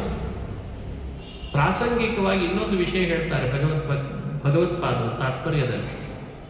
ಅಲ್ಲ, ಈತ ಅಂಬರೀಷ ಸುದರ್ಶನ ಬೇಡ್ಕೊಂಡು ಕೂಡಲೇ ಅದು ಶಾಂತ ಆಯಿತು. ಇದನ್ನೇ ಬ್ರಹ್ಮದೇವರು ಮಾಡ್ಬೋದಾಗಿತ್ತಲ್ಲ.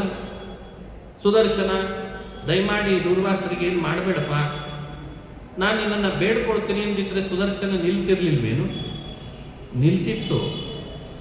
ದೇವರೇ ಮಾಡ್ಬೋದಾಗಿತ್ತಲ್ಲ. ಅದಂತೂ ಸರಿ, ಶಿವ ಮಾಡ್ತಾ ಇದ್ದ, ಆದರೆ ಅದು ಮಾಡಲಿಲ್ಲ ಅಂತ ಕಥೆ ಹೇಳ್ತು.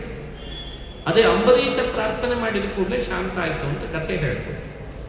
ಎಲ್ರಿಗೇನು ಸಂಶಯ ಹೋಗ್ತದೆ?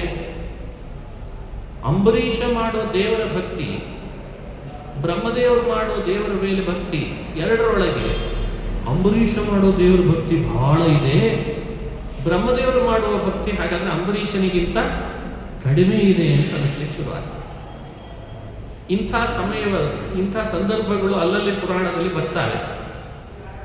ಅದನ್ನು ನಾವು ಹೇಗೆ ಅರ್ಥೈಸಿಕೊಳ್ಬೇಕು? ಅದಕ್ಕೆ ಭಗವತ್ಪಾದರು ಪ್ರಮಾಣ ಉದಾಹರಿಸಿ ತಾತ್ಪರ್ಯದೊಳಗೆ ಚಿಂತನೆ ಕೊಡ್ತಾರೆ. ಅಪ್ಪಿ ತಪ್ಪಿ ಬ್ರಹ್ಮದೇವರ ಭಕ್ತಿಯನ್ನ ಅಂಬರೀಷನ ಭಕ್ತಿಯನ್ನ ಕಂಪೇರ್ ಮಾಡ್ಲಿಕ್ಕೆ ಹೋಗಿ ಬ್ರಹ್ಮದೇವರ ಭಕ್ತಿ ಅಂಬರೀಷನ ಭಕ್ತಿಗಿಂತ ಕಡಿಮೆ ಅಂತ ಭ್ರಮಿಸಬೇಡಿ ಅಂತಾರೆ. ಯಾಕೆ? ಅವ್ರು ಲೆಕ್ಕ ಕೊಡ್ತಾರೆ.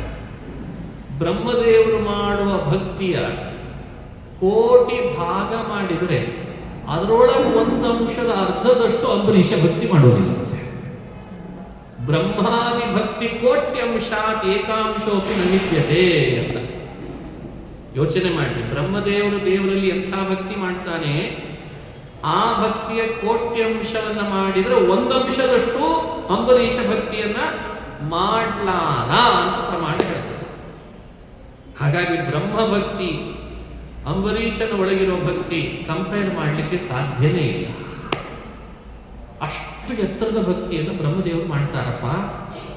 ಈ ವಿವೇಕ ನಮ್ಗೆ ಯಾವಾಗಲೂ ಇರಬೇಕು. ಮತ್ತೆ ಈ ಕಥೆಯನ್ನು ಅರ್ಥೈಸ್ಕೊಳ್ಬೇಕು ಹೇಗೆ? ಅದಕ್ಕೆ ಹೇಳ್ತಾರೆ, ಅವನಿಗೆ ಕೀರ್ತಿ ಬರಲಿ ಅಂತ ಬ್ರಹ್ಮದೇವರು ಹಾಗೆ ಮಾಡಿರ್ತಾರೆ. ಒಂದು ಇನ್ಸಿಡೆನ್ಸ್ ಅನ್ನು ದೇವರು ಹುಟ್ಟಾಕಿದರೆ ದೇವತೆಗಳು ಯಾವಾಗಲೂ ಕೀರ್ತಿ ಸಂಪನ್ನರು. ಆದರೆ ಉಳಿದವರು ಹಾಗೆ ಯಾವಾಗಲೂ ಕೀರ್ತಿ ಸಂಪನ್ನರು ಇರಲ್ಲ. ಅವರಿಗೂ ಕೀರ್ತಿ ಕೊಡಬೇಕು ಅಂತ ಭಗವಂತ ಸಂಕಲ್ಪ ಮಾಡ್ತಾನೆ.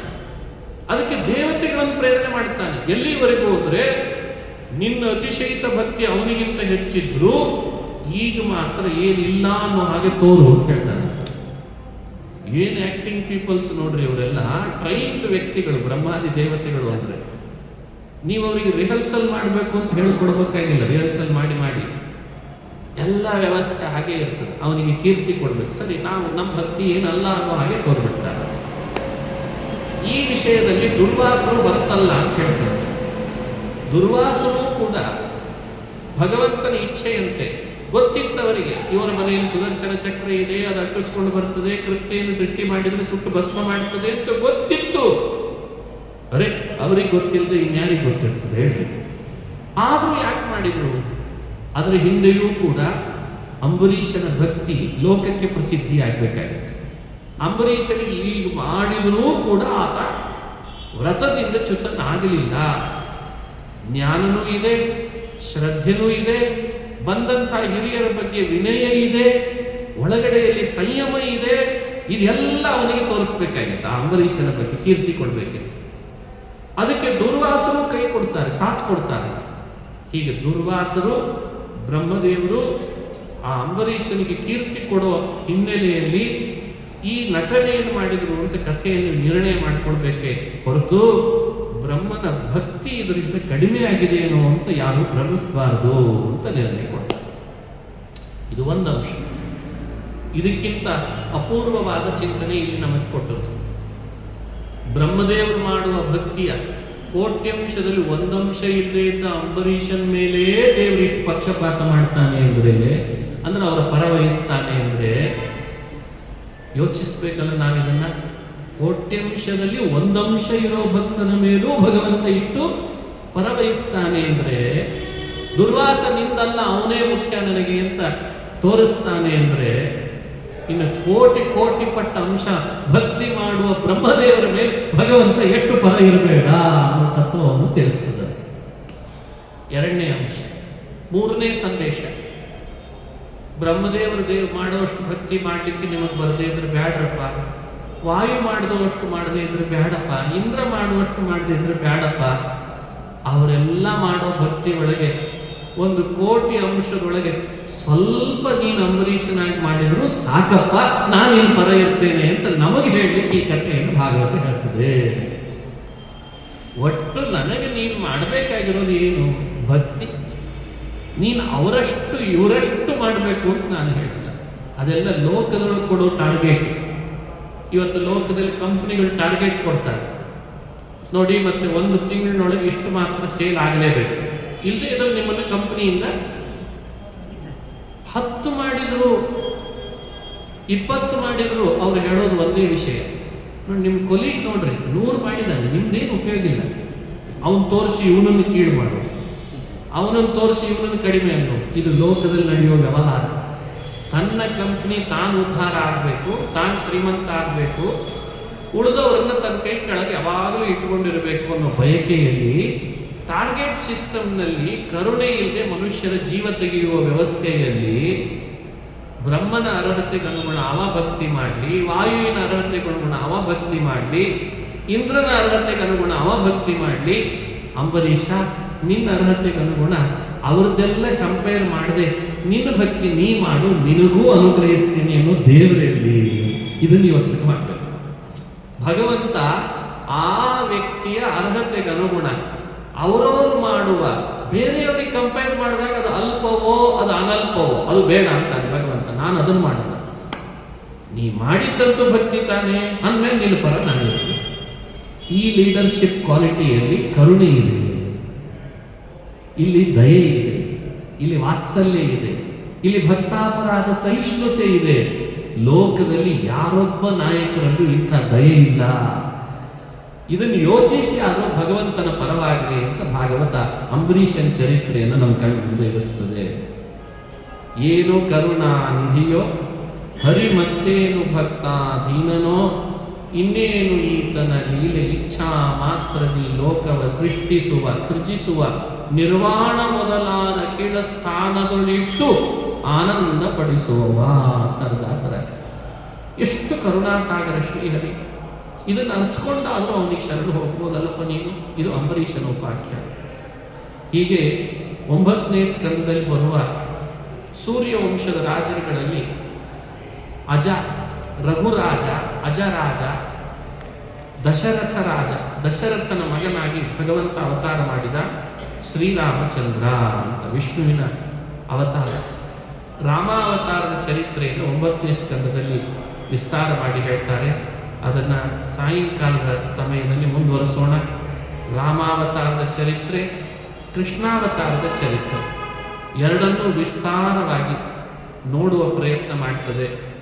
ರಾಮಾವತಾರ ಭಾಗವತದಲ್ಲಿ ಹೆಚ್ಚು ವಿಸ್ತಾರ ಇಲ್ಲ. ಕೃಷ್ಣಾವತಾರದ ಬಗ್ಗೆ ದಶಮ ಸ್ಕಂದದಲ್ಲಿ ವಿಸ್ತಾರ ಮಾಡ್ತಾರೆ ಶುಕಮುನಿಗಳು. ಹಾಗಾಗಿ ರಾಮಾವತಾರವನ್ನು ಒಂದಿಷ್ಟು ತಿಳಿದು ಆಮೇಲೆ ಕೃಷ್ಣಾವತಾರವನ್ನು ಚಿಂತನೆ ಮಾಡಿ. 9ರಲ್ಲಿ ದತ್ತಾತ್ರೇಯ ಅವತಾರ, ಪರಶುರಾಮಾವತಾರ ಹಾಗೂ ರಾಮಾವತಾರ, ಈ 3 ಅವತಾರಗಳನ್ನು 9ನೇ ಸ್ಕಂದದಲ್ಲಿ ವಿವರಣೆ ಮಾಡ್ತಾರೆ. ಇಡೀ ಭಾಗವತದ ಬೇರೆ ಬೇರೆ ಸ್ಕಂದಗಳನ್ನು ನಾವು ಅನಾಲಿಸಿಸ್ ಮಾಡಿದಾಗ ಬೇರೆ ಬೇರೆ ಸ್ಕಂದದಲ್ಲಿ ಬೇರೆ ಬೇರೆ ಭಗವದ್ ಅವತಾರದ ಮಹಿಮೆ ಹೇಳಿದ್ದಾರೆ. 8ನೇ ಸ್ಕಂದದಲ್ಲಿ ಮತ್ಸ್ಯಾವತಾರ, ಕೂರ್ಮಾವತಾರ, ಧನ್ವಂತರಿ, ಮೋಹಿನಿ, ಅಜಿತ ಇವುಗಳ ಮಹಿಮೆ, ವಾಮನ ಇವೆಲ್ಲ ನೋಡಿದ್ದಾರೆ. ಹಾಗಾಗಿ 10 ಅವತಾರಗಳೇನಿದ್ದಾವೆ, ಮತ್ಸ್ಯ, ಕೂರ್ಮ, ವರಾಹ, ನರಸಿಂಹ, ವಾಮನ, ಭಾರ್ಗವ, ರಾಮ, ಕೃಷ್ಣ ಹಾಗೂ ಬುದ್ಧ, ಕಲ್ಕಿ. ಬುದ್ಧ ಕಲ್ಕಿಯನ್ನು 12ನೇ ಸ್ಕಂದದಲ್ಲಿ ಹೇಳ್ತಾರೆ. ಬುದ್ಧನ ವಿವರಣೆ, ಕಲ್ಕಿಯ ವಿವರಣೆ ಅಲ್ಲಿ ಬರ್ತದೆ. ಆಮುಖವಾಗಿಯೂ ಭಾಗವತ ನೋಡೋ ಪದ್ಧತಿ ಇದೆ. ಭಾಗವತವನ್ನು ಅನುಸಂಧಾನ ಮಾಡುವಾಗ 10 ಅವತಾರಗಳು ಯಾವ್ಯಾವ ಸ್ಕಂದದಲ್ಲಿ ಹೇಳಿದ್ದಾರೆ ಅಂತ ಚರಿತ್ರೆಯನ್ನು ಶ್ರವಣ ಮಾಡಿಸೋದು, ಅದು ಒಂದು ಪದ್ಧತಿ. ಆದರೆ ಯಾವ ಪದ್ಧತಿಯನ್ನು ಅವಲಂಬಿಸಿ ಹೇಳುವಾಗಲೂ ಭಗವದ್ ಅವತಾರಗಳನ್ನು ಮಾತ್ರ ಮರೆತು ನಾವು ಭಾಗವತವನ್ನು ಅನುಸಂಧಾನ ಮಾಡಬಾರ್ದು. ಭಾಗವತದ ಮುಖ್ಯ ಉದ್ದೇಶ ಅದು. ಹಾಗಾಗಿ ಪರಶುರಾಮಾವತಾರ, ದತ್ತಾತ್ರೇಯಾವತಾರ ಅವುಗಳನ್ನೂ ನಾವು ಸಂಕ್ಷಿಪ್ತವಾಗಿ ಚಿಂತನೆ ಮಾಡಬೇಕು. ರಾಮಾವತಾರ, ಕೃಷ್ಣಾವತಾರ ಅದಂತೂ ಸರಿ, ಅದನ್ನು ಇವತ್ತು ಸಾಯಂಕಾಲ ಮುಂದುವರಿಸೋಣ ಅಂತ ಹೇಳ್ತಾ ಶ್ರೀಕೃಷ್ಣಾರ್ಪಣಮಸ್ತು. ಹರಯೇ ನಮಃ.